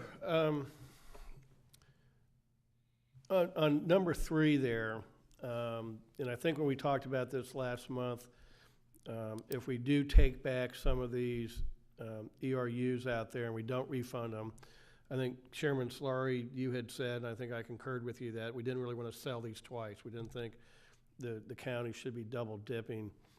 And I still feel that way, that if we take these back, they've been paid for, that we shouldn't charge the impact fee again. A option was proposed yesterday that if we do come up with an agreement, in addition to writing off the bad debt, that when those ERUs are then put back out in the public, that they come with, I think it was termed a transfer fee, that would then go to the operating side of utilities to help recoup the cost of the lost ready-to-use fee. So I guess my first question is, Dylan, could we legally do that if it's not mixing capital and operations, if it's termed as a transfer fee that would go to operations? Well, the first concept, I guess, is that the transfer fee really should go toward operating whatever system that the utilities department is running with regards to monitoring, keeping track of the transfer fees. However, because this is the type of situation where we're truly making an agreement and a deal with the developer, I certainly could see where, as part of that transaction, the developer, whoever it is, agrees to pay certain other charges or whatever it is. If there's certainly, Well, we're writing off all this bad. My understanding is it would be, and this is, again, where I think Mr. Meckling had but we've got somebody that bought 300 ERUs, and their subdivision is now not going anywhere or anything, and they haven't been paying, so they're in arrears, that we would take those ERUs back. The utility department would have to write off the bad debt, so that lets the developer get out, turns off the monthly bill,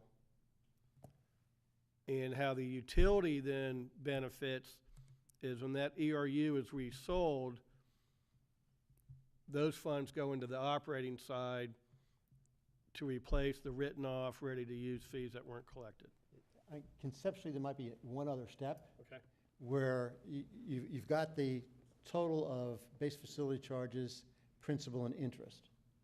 And the agreement is to do a settlement where you take something of value to reduce that debt. So the ERUs then has a value, and the first step is to reduce whatever value is in the ERU to pay off that base facility charge, interest, and debt. And I don't know if there are many cases where there'd be anything left over after that. But that would then naturally go straight into the operating fund, as I understand it. So then there may or may not be anything left at all. I mean, are there many cases where there would be anything left? Not many. And I'm in agreement with that concept that, let's say somebody, just pick a number, they owe us $200,000, but they've got this thing of value that's $200,000 worth of ERUs. We could take those ERUs back and use that to replenish, to pay off the bad debt, so that we avoid the write-down. We would be able to resell the ERU with a normal impact fee, and we're not double dipping. Because they're off the system, we'd have, 300 fewer ERUs out there that we're committed to, and we have to track all this stuff for our permits, for our water plants and our sewer plants, for capacity, that once we, once we reach a certain amount of capacity, we've got to start designing and building our next water plant. I understand that, but so it would, what Chairman Solari recommended then would still allow us to resell those ERUs in the future, because when we took them back in, we took that money and put it over on the operating side. Yeah, and so there. Credit it to the Again, operating side. you'd have one more step, where now the operating fund has these ERUs. Then if they're sold later on, then those funds go back to the capital account and out. So you're basically setting up two different people, and the money goes from the person who owes the money to the operating fund, and the operating fund can then send it back into the ERU fund, the capital account. So why would we want to try to enter into a final settlement agreement with a property owner who hasn't taken advantage of, at least 3 amnesty periods, when we could simply foreclose on the property? Well, I think the foreclosure would incur additional costs, legal fees, and Well, this whole process is incurring additional costs and legal fees, and we're writing off bad debt. Well, again, is there much in the way of bad debt to be written off? I don't know. And Yeah, without looking there's at a the. huge amount of bad debt, No, I would imagine. if you're using the ERUs to pay down a lot of it. But the ERUs are not, I don't think that, for me, that's not adequate consideration Okay. for the debt that's owed. so just looking at the ready-to-use fee and not the interest and penalties. So it's, and let's just talk water. So it's $9.05 for ready-to-use fee. That'd be $108.60 on an annual thing. The impact fee was $1,300, so that gives us 11.9 years. Most of these are probably right about that 10 to 12 year range when, if you go back to '06, when a lot of them were probably going. So if we do credit that impact fee that we take back to the operating side, we would pretty much cover the ready-to-use, no? There is, I have some examples. So in a few cases, there will still be, with our larger debt holders, a few $100,000 left. But we do have 2 unique cases because 2 of the folks that are back on the top AR, as far as the highest monies owed to the utility, had previously taken advantage of amnesty.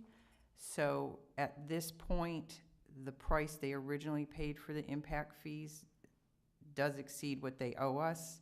However, we've had a significant write-off for those couple customers in the past. But somebody just a few minutes ago brought up the question, are there any of those examples where there's money left over if you were to put a value on the original price paid for the impact fees? And there are actual 2 real examples right now with our top 15 folks who, if we gave them credit somehow for the money they paid, on the impact fees into the operating fund to offset those service availability fees, there would be, in essence, a net credit if we gave them the full value. And I think that's a scary Or we thing. could just say Well, no, that. But they did have amnesty. We would give them credit. To me, the credit would apply first, the ready-to-use fee, and then it would go towards the interest and principals. I think that's an important Oh, clarification. yeah, absolutely. I mean, yeah, if they didn't come in. We don't want them to benefit from not paying for 14 years. Yeah, then no, we're not gonna give them money back if they didn't take advantage of the amnesty, but it'll apply to the impact, or apply to the ready-to-use fee, and then apply to interest and principal, is how I would envision it. That's what I thought it was gonna be. Yeah. I don't know, for me, there's already a process that's in place. Utility liens supersede, or utility foreclosure supersede anything else, supersedes the bank, it supersedes whatever's out there. It would be easy to clear up a lot of these properties by handling it that way, and we could turn around and put them back out there for somebody else after it's cleared up. And we don't have to write anything off or refund anything, but. Oh, we're not gonna refund anything in any case, but I'll ask the county attorney which way he thinks is easiest and cleanest to go forward. Well, I mean, as Vinnie noted, I've been researching the foreclosure process. We have to go down that court judicial process. It's obviously easier to come up with a simple agreement formula that we have with people. However, to the point that Commissioner Adams had is, you know, at least in the foreclosure process, you know, you judicially get determined what is the number you get written off, that gets written off, if there is anything, versus one that we've kind of predetermined what that number is.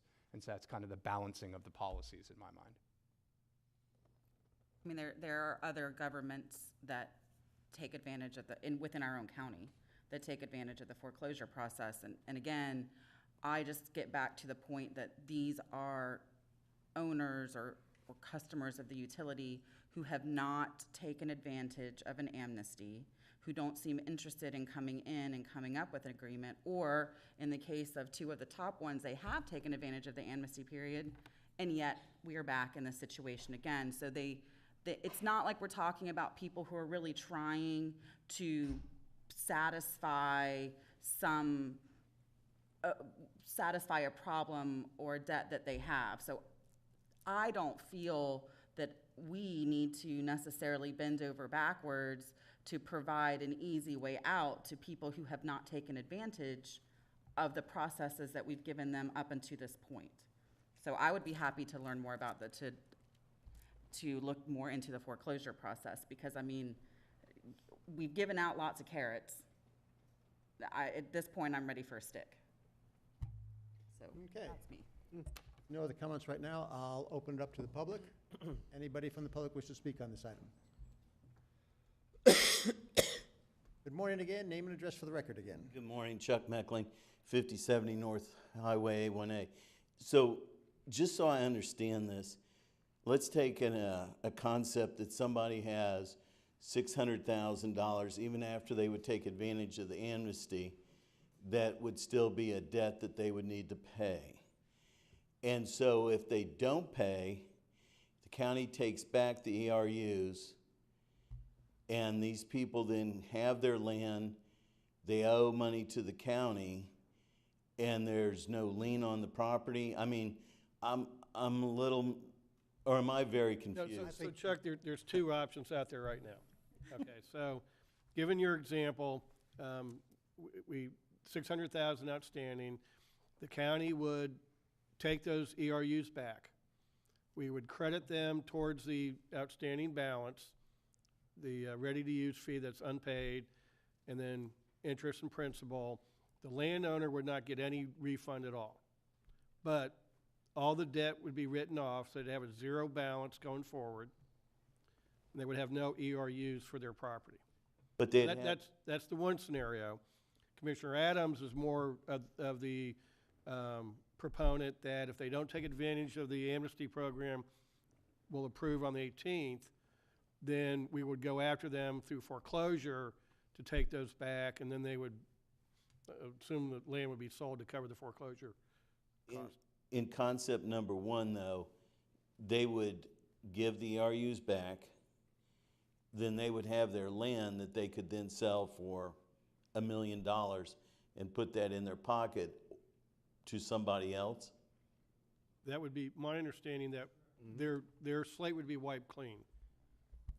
But there'd be that no- property would have to pay would have to pay us for new ERUs. if Well, they sure, move forward. sure. The new potential buyer would step forward and do a normal process with the county. I don't understand how that's exactly fair to those of us that did the amnesty program and moved ahead, paid the old debt. And so if I'd have just bought the land, rode with this to this point, I could give the RUs back and just redo a deal with the county and saved myself hundreds of thousands of dollars that I paid the county. Well, Chuck, I might not think it fair as someone who never missed a payment on my ERU bill that you got amnesty. So, again, everything isn't fair. I think what we're trying to do as a board is figure out the best public policy today to get through this ERU reserve problem in a way that's best for the utility and the county taxpayers as a whole. Okay. So, And again, there's the concept of affordability housing, so county could foreclose on that land and roll that land into an affordable housing concept or a big picture plan. No, because we wouldn't necessarily be the buyers of it. It would go to foreclosure sale. If we foreclose, we are the owner. Do a But I would public-private partnership and do something innovative But- to bring affordable housing online. But I would say the utility shouldn't bear the cost of providing affordable housing for the county. I mean, there would need to be an internal transaction. Well, sure, you'd have to still, like any development, buy your impact fees. I mean, you'd have to do something, but, you know, again, when we talk about the issues that take place today in generalities with the rising cost of housing, and again, you've got another topic on the agenda today, that what would be an innovative program? I don't know what that is exactly, but today it seems to be a bridge between public and private to bring something on that then has a end benefit to the community, the county as a whole, in some sort of affordable housing type concept. And I know that that's sort of putting it out there, and I don't know if that's a wise thing or not, but it would certainly seem that discussions in those realms might warrant some time. Okay, but I don't think that's appropriate for here and now. Well, and I We're bringing understand this that. I was just trying to understand this, that the person would give the ERUs back and then they walk away and they have their land and they don't have any debt. They would not have debt, and the monthly payment would be turned off. But they would have their land. Correct. And they'd have their land and there wouldn't be a lien on it from the They'd county. have a clear title from the utility department. So they would be rewarded for not participating properly, like other landowners are. And I hear that loud and clear. I know I feel a little strange being on the other side of the coin on this one, you know, but it doesn't seem like it's quite fair to the county either, because we all put our big boy pants on and stepped up to make commitments, and, you know, you try and follow through with your commitment being your word, with being fair to the county and the taxpayers there as well. It just seems, and I wholeheartedly agree that I think the commission as a whole is stepping way up to again allow an amnesty program, to allow the 90 days. I mean, I think the last time maybe I was in front of the commission, we discussed this, I think Commissioner O'Brien said this is the last time. So, I mean, I applaud that you go above and beyond the call of duty to try and give everybody the chance to step up and fulfill their commitment. It just seems a little odd that you could walk away and have your land and you know, you're just walking away from your commitment. It just... And Chuck, I really probably agree with you, and I agree with Commissioner Adams. It kind of grates me to think we're letting some of these people off the hook. But at the same time, how many accounts do we have? At least 15 big ones and then more?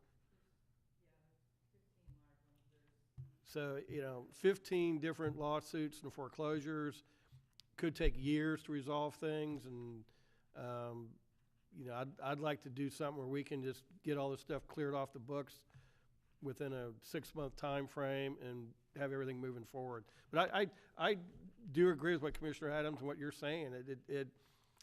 It grates at me that we might be rewarding bad behavior, but at the same time, I don't want to drag this thing out for years and years of lawsuits either. So.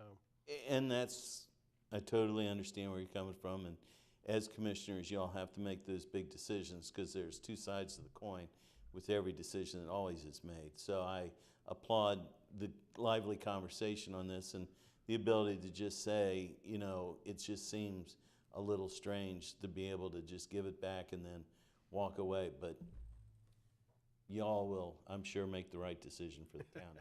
Thanks. Thank you. Name and address for the record, please. Joseph Ballin, President of Black Swan Consulting.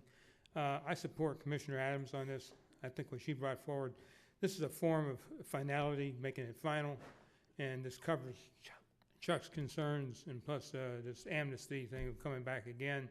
I think the threat of foreclosure sometimes will bring a final decision to the table, and it won't go on for years in many cases. Once you know that you have that threat of foreclosure, it might bring the settlement to the table that much quicker. But I support Commissioner Adams on this. I think this is fair to everybody. It doesn't reward failure, it rewards success, and it penalizes failure, which is what we should do. Thank you. As I understand it, either approach brings finality to this issue. So it's not either or, it's both approaches bring you finality. Next up, Name and address for the record, please. Wesley Davis, 7001 Avenue, Vero Beach. Where's that? In the sticks. Is he allowed to talk to us, Dylan? Have you checked his credentials? It has been over 2 years. Free at last, free at last.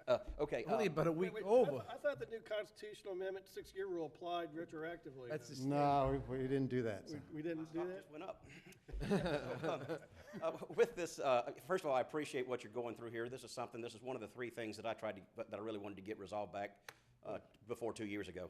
And Commissioner Adams, you're exactly right on point as far as the finality. And in any event that any of these do go to a judicial sale auction, might I recommend a good auctioneer to do that for you. So, with that said,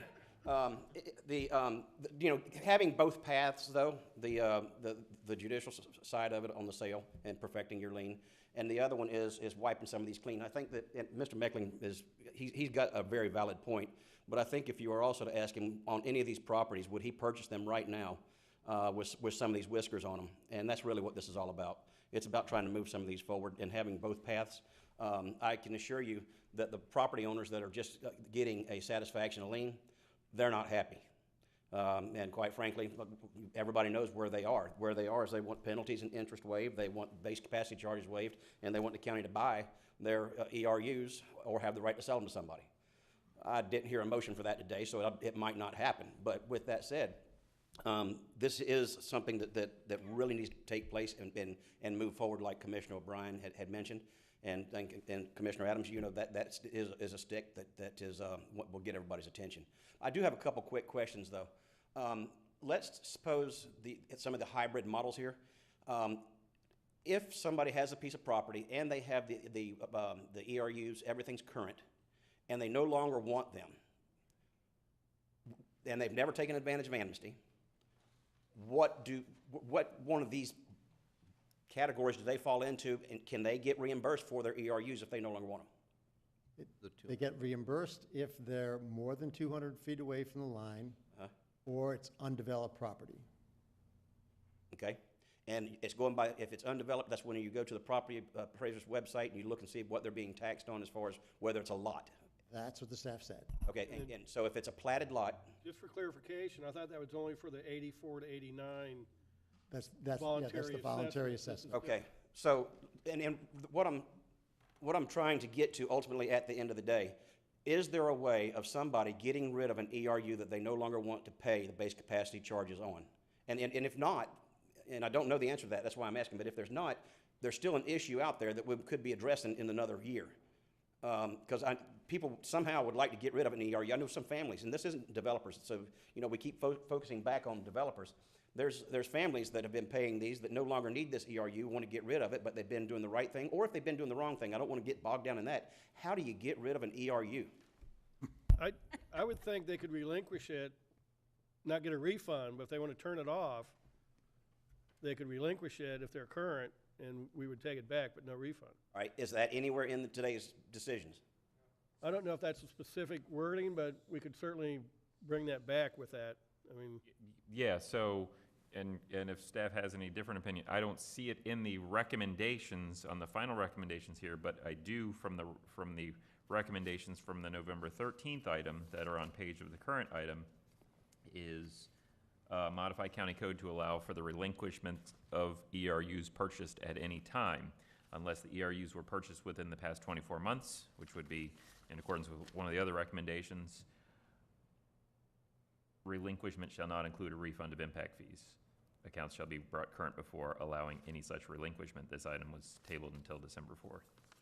So is there a reason we don't have that as a, that outside of the voluntary assessments and the stuff going forward for within the first 24 months, we don't have that as a recommendation today? And there's really no reason for it other than we ended up modifying some recommendations to bring in some other concepts. But originally, and if you look at our attachment 4, the title of section 20109E had been modified to say reduction, refund, and relinquishment of impact fees. And there's an old commercial customer relinquishment, but the intention when we were here in November was also to allow for relinquishment As you may recall, we had a situation where we created some unique code for Province Bay. We have, I think it's Bridgestone or Bridgewater, I'm not sure I got the correct name of the new development. There's another one that's coming down the line that's going to be very similar to Province Bay, where if we don't allow for relinquishment up front, we will end up having customers have to wait 24 months of paying service availability before they can get rid of additional ERUs. So staff is certainly still open to that concept, and I do agree with Mr. Davis's statement is that is something that's going to need to be addressed. There's even some of the folks that are, if they were to take advantage of amnesty, they currently hold more ERUs than our current comp plan would allow for development of those properties. So I would be, unless there's a major concern from No utility staff in that scenario where we have some people who paid 300 ERUs, but they can only use 290, that they could relinquish those other 10. Or if somebody has. Provided they were, our original concept was provided they were current. So they would catch up, and then they would say, I only want to keep 100, but I have 150, get those 50 service availabilities off my plate. So staff So- could support that. Where I would be on that is, let's take the example, they bought 300, but they can only use 290, like Jason said.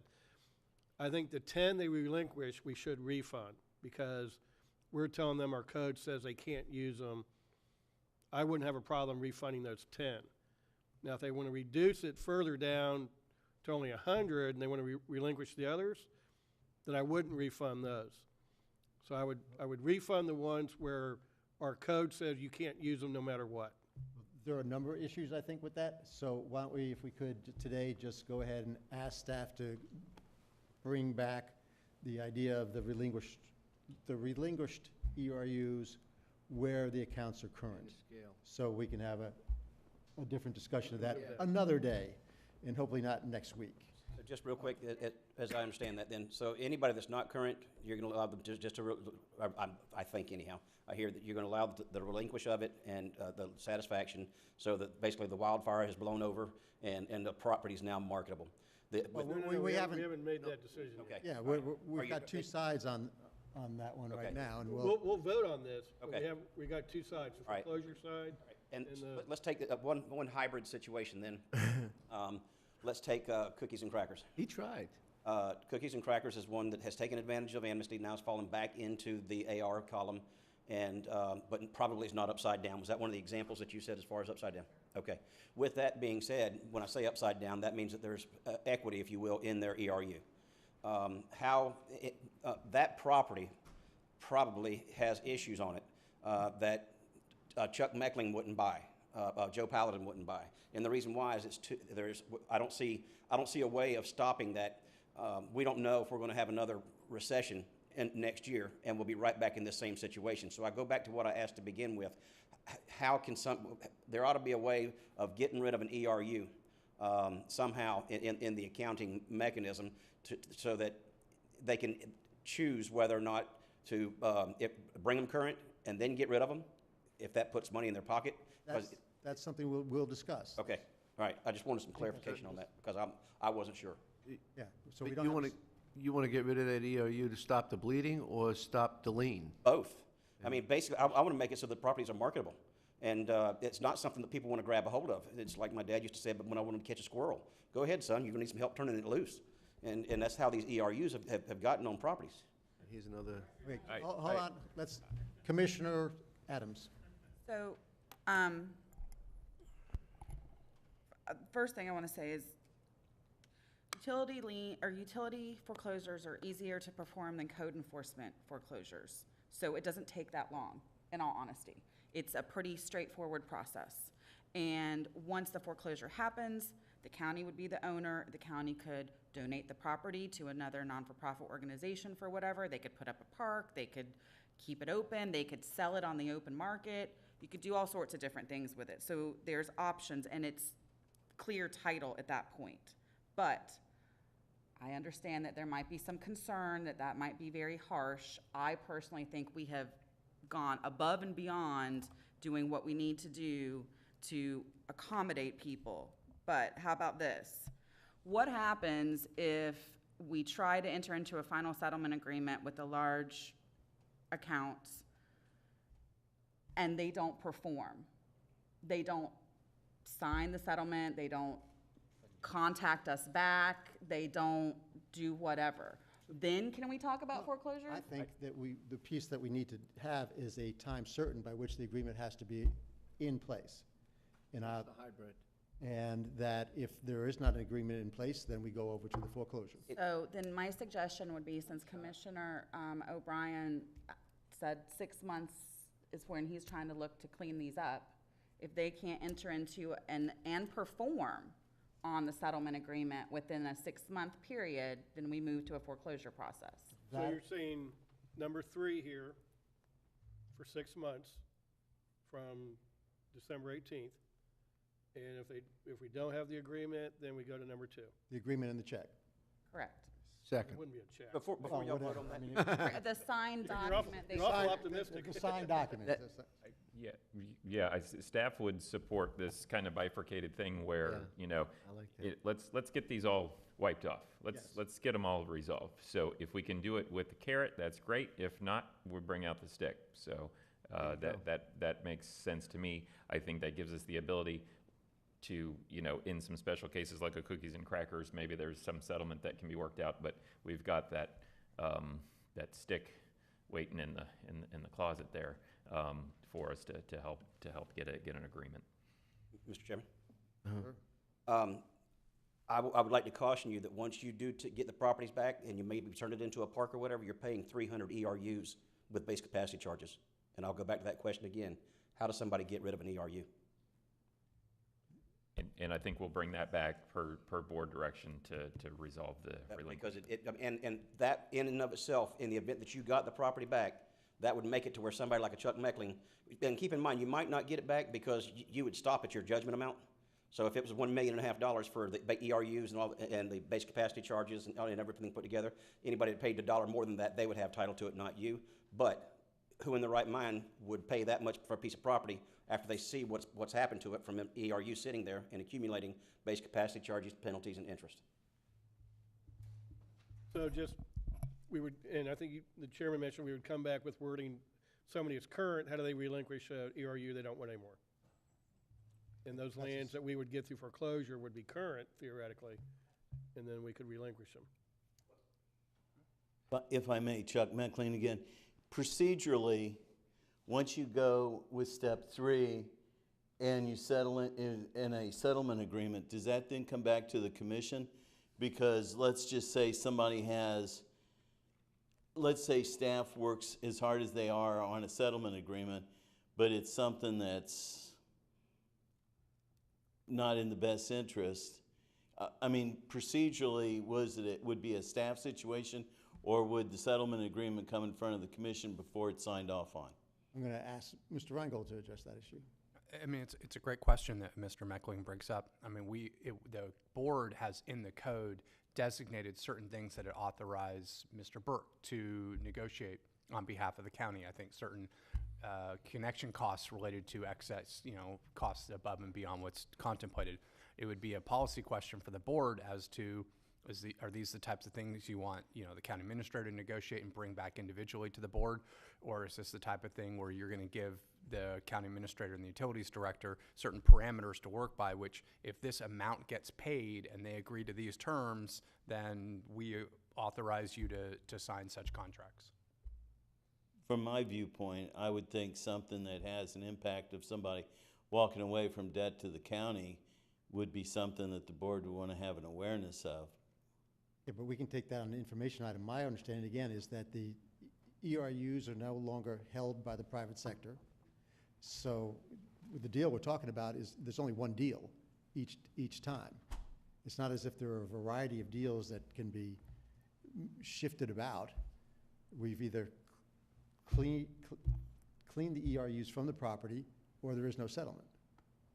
But if the ERUs are cleaned away, that there still would be potentially a substantial amount of money owed to the county. My understanding is that that's gone. Is that not the case? Done deal. So if I could compare that to what we've done for amnesty, I'm just going to take the biggest one on the list.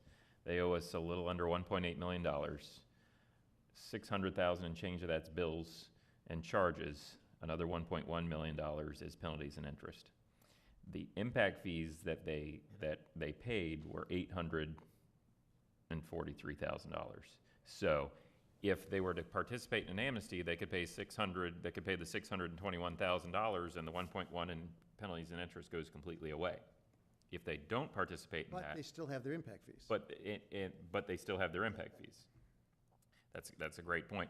And then they would need to stay current because they'd still have a base facility charge going forward. However, with this settlement, they would be giving up something of value that's valued at about $843,000 in order to wipe away the $600,000 plus the penalties and interest. So we'd be losing some of the penalties and interest, but not all of it. And we would also be getting back to the chairman's point, the ERUs, which are a thing of value.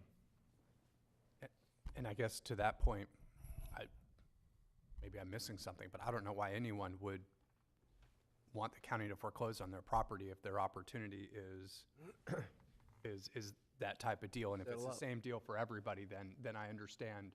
But that's the issue we have. That's why we have two courses that we're discussing on the dais right now.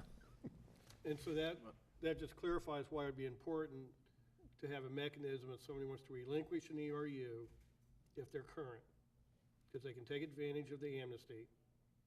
They pay the readiness to use fee, they're current, and then they could turn them over and have a clean slate without the foreclosure process. And then they're good to go from there. That's really the best thing, is all of these guys, gals, whatever, should take advantage of the amnesty program, and then we'll have some mechanism for relinquishment if they're current. That's the best deal. Well, if they can afford it. And if not, they definitely want to have an ability to have a settlement agreement. Right. And I was just trying to understand procedurally if it would come back in front of the county commissioner. But there's no reason to, because it's not as if there are a variety of types of settlements that the county administrator could agree to. There is only one, which if we approve it today, is what we're approving. Thank you. Still, just one more clarification. Commissioner Bryan, whenever you mention they take advantage of amnesty, they bring them current, and they want to get rid of an ERU, is it a relinquish, or is it where they get payment? Relinquishment. All right, so in theory then, that's worse on the bottom line for somebody versus just saying, here's the ERUs, just give me a satisfaction. Which would be the settlement, right? Okay, and just making sure, I just want to make sure that there wasn't, okay. That makes sense as far as how you get rid of an ERU, so that answered my question. Okay. Name and address for the record, please.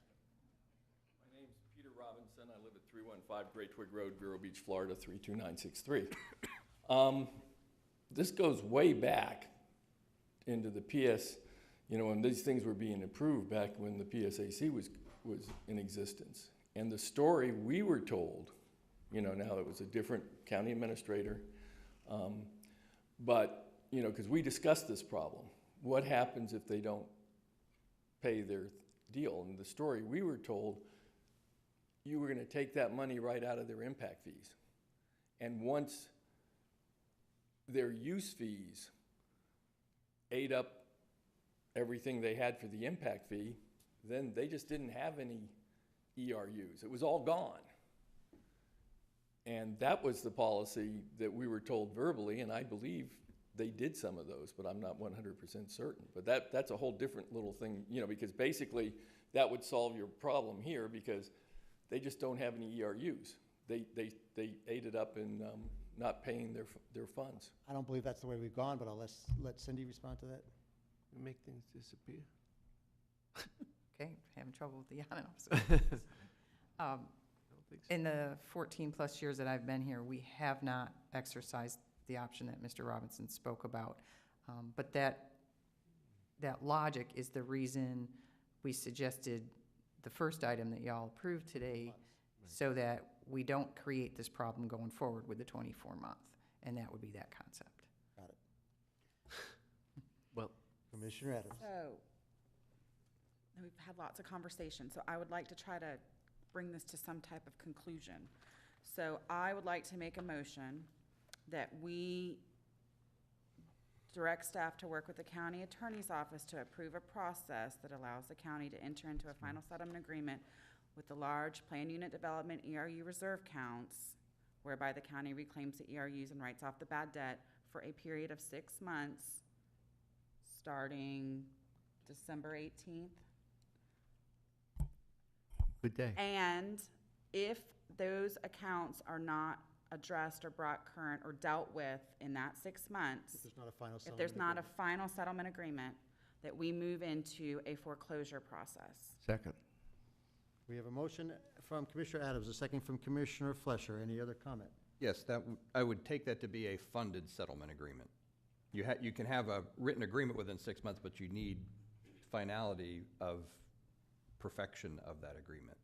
Yeah, the agreement with the funds, which would often, my understanding is, probability is that that would be using the ERUs as something of value to make the settlement agreement. We're in this predicament because of a promise of a commitment that didn't take place. Okay, so we have a motion and a And second. Just, the understanding is that those impact fees would go towards the readiness to use fee first, and then apply towards outstanding interest and penalties. And there would be no refund unless, once everything's wiped out, there's extra dollars. There is no refund to anybody for this. Well, I think, No, the something of value is defined as the settlement. You know, it's not, the ERUs have no value greater than the settlement agreement. okay. So, but then one other thing I would like to see if you put in the motion is, for these people, we ought to notify the people of this, if you can put a letter together to capture it, so that they're aware as soon as possible that this is their last chance, and that if they don't have a settlement agreement in 6 months, the county has already decided to go into foreclosure action. So I'd like them to be noticed of that as quickly as possible. Absolutely, that won't be a Okay. problem. Right, and, yeah. So that's part of the motion? And the Yes. second? Yes, sir. Any other discussion from the public? No, All, Just to your point, staff is not envisioning any of these people on this list to ever get a check from the county in any scenario ever. So, Exactly. so at best, they're gonna walk away with their ERUs relinquished to satisfy the debt, and there wouldn't be any payment made That's to exactly the case. anyone. And Mr. Reigel. And just, I know this is a difficult decision. That's part of why, we've been 10 years since the downturn. But staff, we think what's been presented here and the motion is something that is the least bad option. So, thank you. And I do just want to remind everyone, even though we're using the value of the ERU to offset that debt, that will be an operating fund expense, just so we're clear. I think what we we need spoke to about talk earlier. about, I think Okay. we need to talk about that Okay. on a staff. And basically what I'm hearing is I'll draft some form contract that will be used, because as you said, Chairman Solari, there's really not a separate negotiation. There's basically going to be, these are going to be the basic terms that folks will enter into, and it'll be their choice whether Yeah, to it should be very clear, so if you can write that as clearly as possible, it's not something that there'd be back and forth a negotiation on. So, Would the chair like me to bring back a form contract to approve, or is it just something you want me to? how long, no? I mean, good Lord. You know we've been what? having this No. conversation for months. I think you ought to bring back the contract and put it on information items at least, just so it's available and. You're welcome. I just was trying to figure out how to be transparent. No, I agree, but that I think is a way to facilitate that. And I just want to clarify, when you, as part of that agreement, if money is going to be washed away or money is going to be moved from one account to another, then obviously whatever property owner is going to agree that we can apply their money to other accounts, and they're releasing us of any claims or liabilities or challenges as if we've inappropriately used their impact fees. I'm going to be incorporating language into the agreement as to that issue. If I understood what you just said correctly, I mean, basically, if the impact fees is something of value to help clear the account and basically end that person's interest in the impact fee. Yep. Yes. Mr. Chairman? Yes, sir? I mean, in support of the motion, but there's some recognizable faces in the room, and I want to make sure we're not leaving something out. If we move forward with this, we're not creating another Pandora's box that we haven't thought of. Well, And if they are, please come forward. We will always be Well- creating Pandora's boxes. That's just the nature of it. Right. Wesley Davis, sit down. you have Mr. to? Robinson. Okay, I just want to, Jason said he's going to work out an agreement about these ERUs and everything. It would be my understanding from what you said that what you're going to do, right now you have a certain amount of money that was their ERUs that's sitting in the ERU account. No. There's no money sitting in an account. There's a debt sitting in different people's accounts. And the people are trying to figure out how they can relinquish that debt. And the way to relinquish the debt is to give up any rights or interests they have in the ERUs. Okay, so they never paid their ERUs. No, they paid their ERUs, but they accumulated. They were monies long for- since My point is, when spent. it goes into the ERU account, that's a capital improvement. No, it's not going into the ERU account, it's going into the operating account because that's where the debt is. I agree with you on Yeah, that. that's so But my that's why it's question going into was, didn't you start with some capital improvement ERU money or not? But the settlement is for the operating funds. So you're not gonna, then you're saying you're not gonna reduce the ERU account at all? No. Okay, interesting. Just real quick, so let's suppose that I am the IHP or Orchid, what do they call it now? Orchid Quay. And they're paid, got everything paid up, and they're paying their basic capacity charges right now. And they determined that's really problematic in marketing that property, and they want to get rid of them. How do they do that? That's where we're coming We're back. bringing that item back to the Coming board back on the with it. relinquishment. Relinquish with your current. Okay, Yeah. all right, thanks. Anybody else from the public? There being none, we have a motion from Commissioner Adams, a second from Commissioner Flesher. All in favor? Aye. Any opposed? Passes 5-0. Thank you very much. And we will now take a 10-minute break.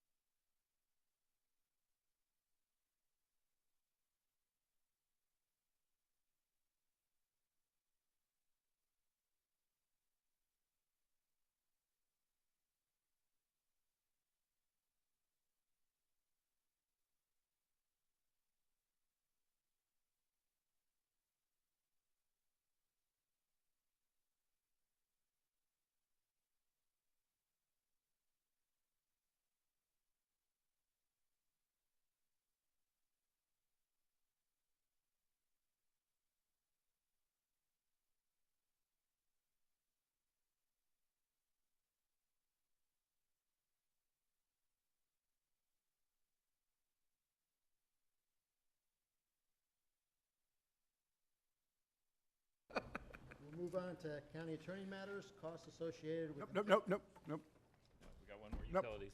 Dang, thought we were done with them. Look, Vinny's ready. Welcome, Jason. Fells, no, not you, Jason, Vinny. Would anybody like that? Fellsmere franchise agreement.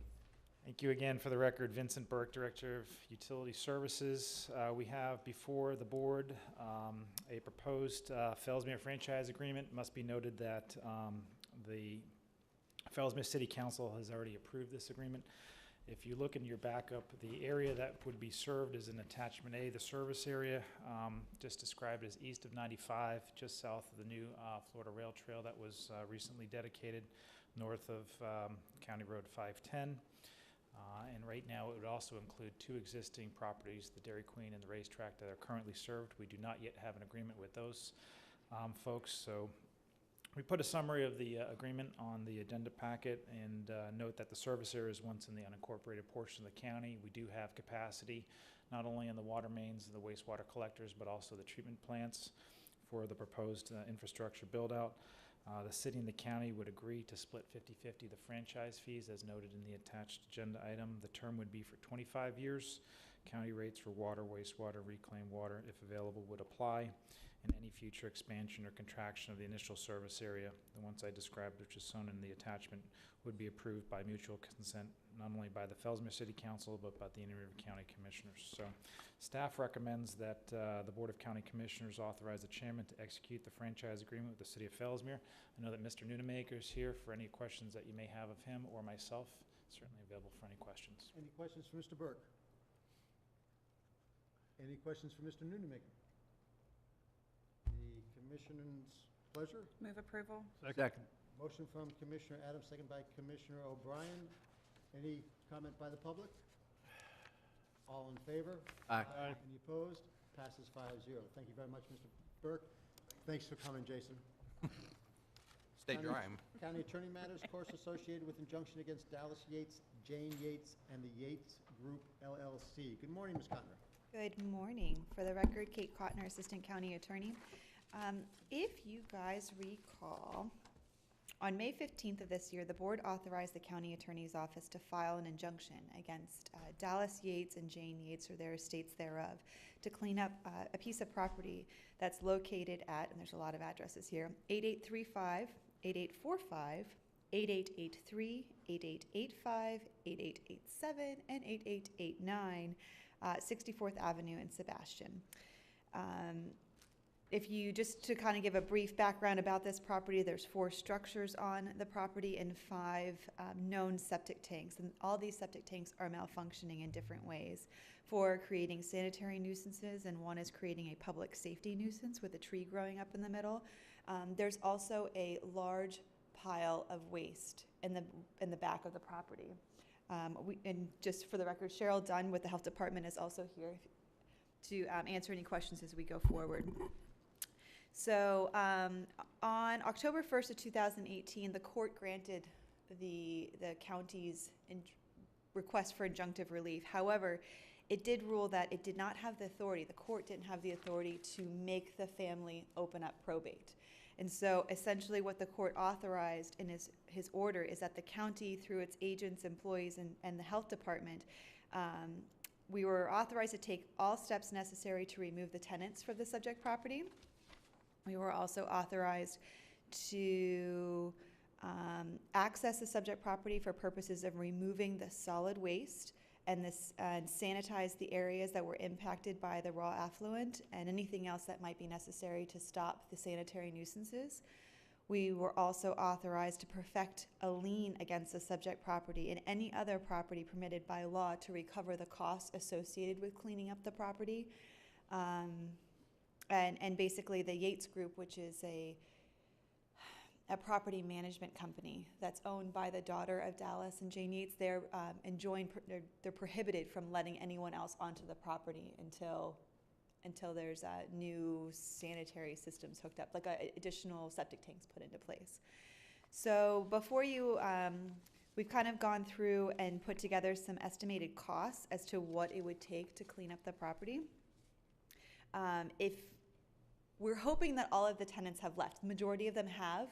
At the last time we heard, there were 3 tenants that were supposed to have moved out by yesterday. Assuming that they're still there and we'd have to move forward with a writ of possession, which would be served by the sheriff, that would be approximately $270 for serving 3 of those. It's estimated that it would be about a maximum of $900 per septic tank to abandon them.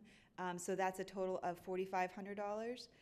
And then as far as the labor for removing the landfill that's there, we have an estimate of approximately $4,900 just to hire labor workers for a couple of days to go out there and remove the trash. Wanted to let the board know that we did reach out to the sheriff's department as well as to the community volunteers, and it was deemed by both that it was just it's too much, and it's too much of a risk to have either the sheriff's office helping with the inmates as well as to have volunteers out there, because they're just not sure what they're going to find. And finally, it's estimated that it'll be about $1,200 in container and disposal fees. So staff is recommending that the Board of Commissioners authorize county staff to work with the health department to take steps to remove the sanitary nuisances and then perfect a lien on the property for the expenses. And remove the tenants?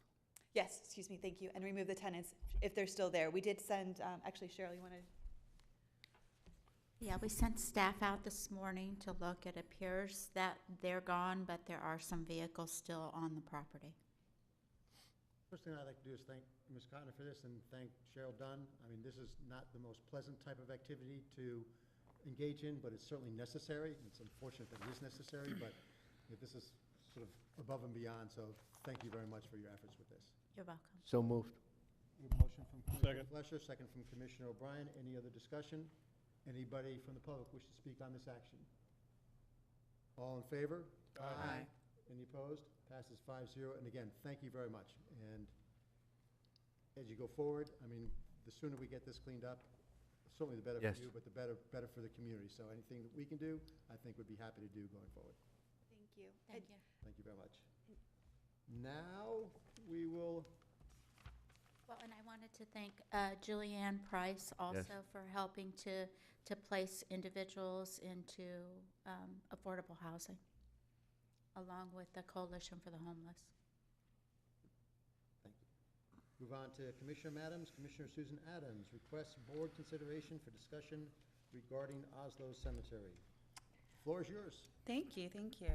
This is a follow-up to past discussions we've had regarding the Oslo Cemetery.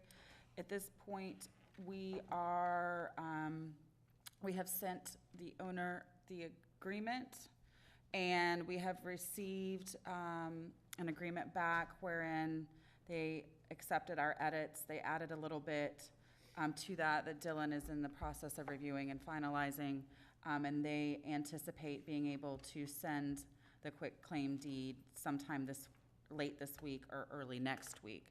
So I would just ask that for the support in accepting that and moving forward. We have had discussions with the Historical Society regarding setting up some policies and procedures of how to address maintenance and other issues related to Oslo Cemetery. The idea would be that it would be very passive. It would be limited to families of people that are currently buried there, so it would be considered a historic cemetery.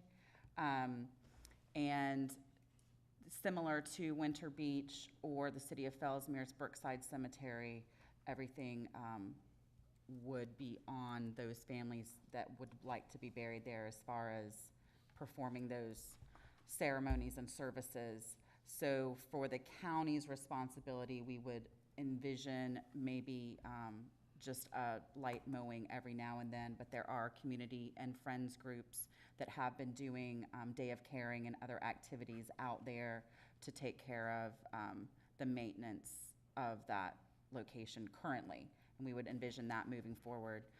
There has been some plats done in the past that we cannot, somewhere in the basement of the administration building, there's a plat map with the who is currently buried there. we're in the process of trying to locate that, but there is some that we do have, so we know where some of those are, those current graves are. Just like the Winter Beach Cemetery, we would envision working with some of the local funeral homes to help lay that out and finalize those types of things so that they were not creating problems. But there is a lot of open space and space for burials. I think originally there is room for at least 400 more burials to happen there, but by limiting it to a historic cemetery, to those that are related to people already there, we're basically talking maximum maybe 10 burials that would happen in the course of the next 20 to 40 years, I would imagine.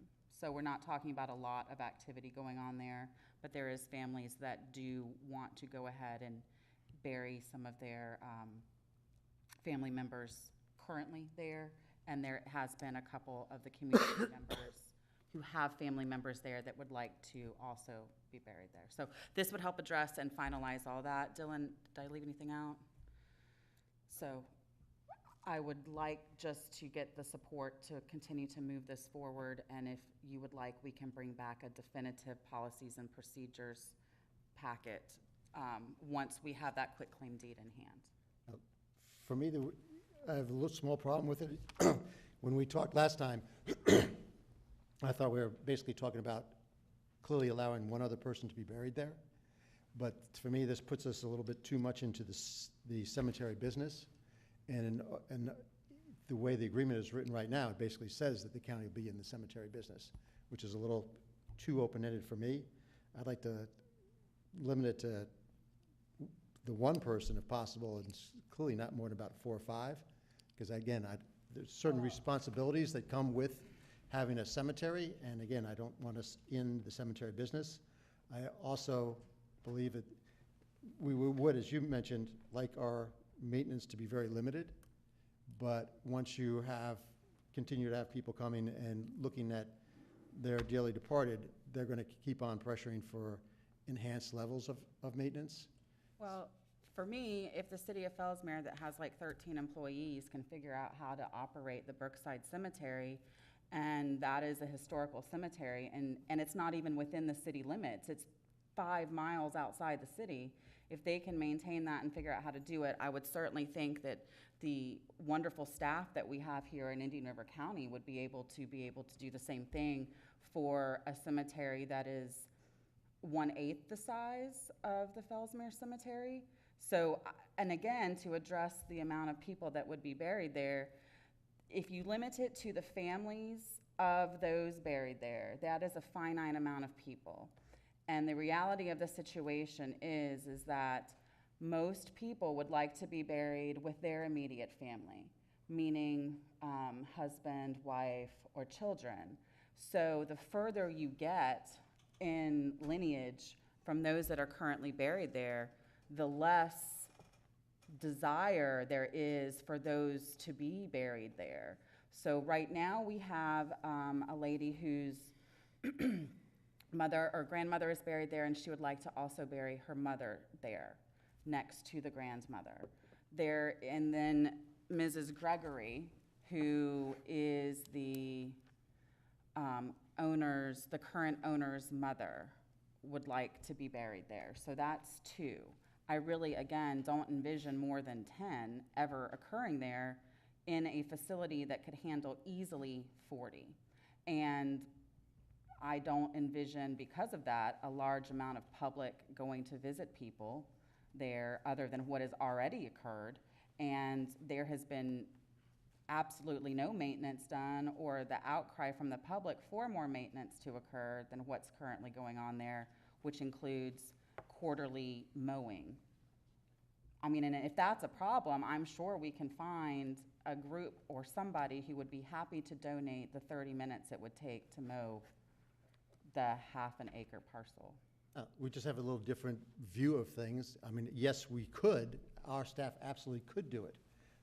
My issue is whether this would be a proper government function, which I don't believe it is in this case. So the fact that it's a smaller task doesn't necessarily mean that it's a correct task.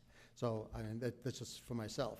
And again, if we can do a good job of specifying the 3, 4, or 5 people that would be allowed to be buried there, that's one thing, but to leave it open-ended is quite another. So those are my comments. I'll let the rest of the board speak up on it one way or the other. Who's the owner of the record of the property now? Currently, the owner of record is Mr. Gregory. Prior to that, it was, or I'm sorry, that's I mean, his mother, Jane Gregory, was who the county transferred it to. And I think And then she transferred it to her son. So it is still He lives in Arizona. an operating cemetery, albeit it's limited, small. It is an operating cemetery, correct? No, he's not allowing people to be buried there. But that's his decision, right? It's his property, and it's... There's a deed that says. There's a deed with a reverter clause that says if it's no longer being operated as a cemetery, it reverts back to the county. But it is operated as a cemetery. No, it's not. It's just not There's allowing anybody people to be buried in the there. ground, but it is not being operated as a cemetery. So to me, it is being operated as a cemetery if people are buried there. That's, again, it might be a difference of semantics, but if there are people buried there, it is being operated as a cemetery. It may not be an active cemetery. It may not be one that's accepting new clients or loved ones, but it is an active cemetery, correct? No. No, It's, it's not an active anything. wait, I wait. suppose it depends upon your definition of a cemetery, but to me, a cemetery is a place where people can be buried. And let me just sum this up. So I've been working on this with Dylan, with the blessing of the commission, for at least a year now. And we're at the final stages of accepting the deed that was the whole purpose of going through all these machinations and meetings and conversations and emails back and forth that the county attorney has been doing ad nauseum to try to get to this point. So if there's some concern that this is not what the county wants to do, quite frankly, I would have liked to have known that about 12 months ago, because we're at the final, we're like at home plate, and we're just waiting for the ink to be dried on the document so we can move forward. So I guess I'm a little confused, because I was under the impression that this was something that we wanted to do, and that's why we've undertaken this. And we have a resident who has been waiting, who started all this. She's been waiting for 2 years to be able to bury her family member in this cemetery, when the owner would not allow that or even respond to her, nor would he allow access at that point to family members to visit said buried other family members. Then the county had to get involved to even get those conversations to occur. So now we are a year later, and he's graciously met all of the requirements that we've asked and is moving forward with the quitclaim deed. And again, I'm just asking to be able to finally finish this process and move forward. Mr. Chairman, I'd be glad to second Commissioner Adams' motion. So we have a motion from Commissioner Adams, second by Commissioner O'Brien. Any discussion from the public? There being none, all in favor? Aye. Any opposed? Aye. Thank you, gentlemen. So motion passes 3-2. Commissioner Fletcher and Solari voting against. Move on to Commissioner Tim Zork. I'm sorry. Request to discuss scheduling a workshop on housing affordability. Commissioner Zork. Thank you, Mr. Chairman. And probably calling a workshop is one thing, but I've held a number of forums over the years, and the idea of this was originally started back in August and September. Then as one of the staff assistants was helping put together some of the information, they announced that they were leaving, so I kind of parked the idea till we saw on the horizon that there would be a new staff member upstairs that I could work with on this and not overtask the other staff that we have up there. But the idea of this initial forum workshop discussion is to look at what are the wage scales that the type of employers that we have in the county, what are those wages that the people are earning? And if you apply certain statistics, the ratios that the lending institutions have or multifamily rental operators have of what you need to make to be able to live in a place, is try to look at, here's the wages, here's what these people can afford, here's where the market's at. It's kind of a first step of looking at how bad is the gap between wages and what housing stock, whether it's rental or for sale type of properties in the county. So it would be something that I would invite participants. I've spoken with a few of them, whether it be the Chamber of Commerce, Treasure Coast Builders, some folks in the multifamily rental community, probably somebody from the Realtors Association, to just look at what are the wages and what can people afford with those wages, and where is the market at with those numbers, and kind of as a first step, what does that tell us? So since we now have a new replacement starting, we looked at the upcoming calendars, and February 14th, as the calendars fill up relatively quickly, that was a date, happens to be Valentine's Day by coincidence. But so it's more of, as the forums that I've held in the past, and then I would bring back information from that to the commission to share, and it may point us in a direction of discussion as we go forward. Thank you. John? Well, I think that information's already out there. I mean, that's pretty simple stuff to figure out. My concern is the wording here to discuss the housing affordability impact of regulations. And, you know, we heard Mr. Meckling throw that out again today. And, you know, all of this is driven by what the builders think the market will pay for them. And I went and looked at Sunday's public records, and this happened to have dozens of new construction homes in there. And looking at D.R. Horton, one of their subdivisions on Montserrat Drive, they listed a house at $287,000. So they can build one for under $3. But the other 4 they have there on the same darn road are at $415,000, $416,000, and $425,000. So if they're worried about affordability, why aren't they building all their homes at $287,000?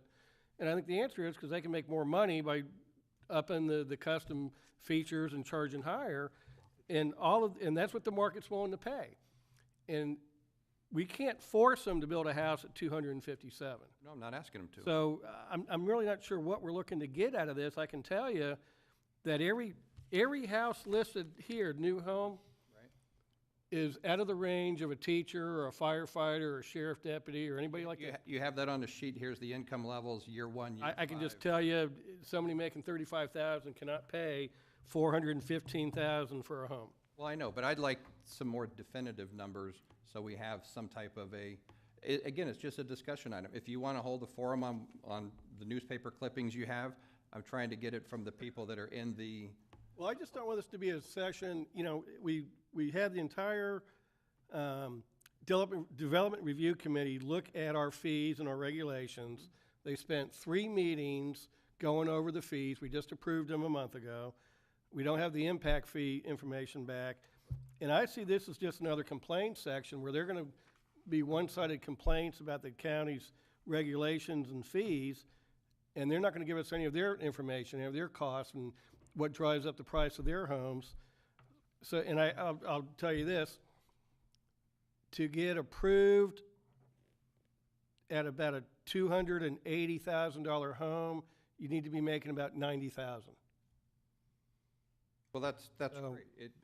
But those numbers are out there. Any real estate agent can tell you. You show them what your income is, they can tell you, okay, you can probably pre-qualify for this. I mean, that's I guess you kind of missed the point. I mean, the Developer Review Committee, where did that come from? It came from initially a forum that I had hosted and put on, and from that, shared the information, and that came from that. So I'm just looking at doing a similar activity. You don't have to show up. Nobody has to come. It's invitation only. I'll share the information, and if it goes nowhere from there, that's fine. Question. Yes, ma'am. So we have an affordable housing committee, don't Don't we have an affordable housing committee? Yes, we Is this not is this something that, Yeah. beyond that Yeah, you're that- looking to do, or well, would that- that be the that would best seem- place for? From my understanding of it, the Housing Affordability Committee hasn't done a whole lot, and this might be something that they could do and have a little more publication and invite. And it might be very appropriate to have, I mean, is it even meeting quarterly right now? Yeah, so it's not even, it might be a good place to engage the Affordable Housing Committee, have you work with Mr. Bowling to set up an agenda, and then put it out for the Affordable Housing Committee at what their normal time would be, but promote it, I mean, not you, but have staff promote it a little bit more of, we're going to try to re-engage in a new series of discussions on affordability in Indian River County. And then it can go back to meeting quarterly, but have more of a purpose than once a year reviewing SHIP documents and SHIP, what we've done in SHIP this year, basically. So I think that would be fine, and That would be a fine avenue to Yeah. work it under through. And my guess is, and just a guess, but I think it'll pan out, that there are vacancies on the Affordable Housing Committee because they haven't been able to maintain positions because it hasn't Been active. done anything meaningful for a while. So that would be, I think, a fine vehicle. I would be supportive of doing that, and I think it's a great way to use our advisory committees to help do some of the heavy lifting for us and bring something back. So And I think would it'd be appropriate for Commissioners Ork to then go out and ask a couple builders to come to those. I know a couple builders, I'd be happy to give you the names who are interested in affordable housing, see if, to round out things. So I think that would be a reasonable path forward. Okay. And then we'll bring back a nice, I won't say shiny report, but a document that will have, I think, some valuable information in it that will point us in a discussion item maybe down the road. Don't know what that will be. We'll see what they come up with. I don't even think we need to vote for that. I think No. it's just ask Jason to go ahead and light a fire under the Affordable Housing Committee. We will have staff call a meeting of the Affordable Housing Committee to discuss these things. Thank you. And with that, I believe we're done today, so. If I may have just one comment, I just wanted to acknowledge that Charlotte in our office has been an intern with us all semester. She's worked on a number of different projects, from the customer use beach issue to a public records review. She attends our meetings regularly, and just wanted to thank her for all her excellent work this semester, and I just hope that she had a productive semester getting to intern with our office, but want to thank her publicly for all her great work. Thank you very much, Charlotte. Enjoy your next years. And with that, we will adjourn.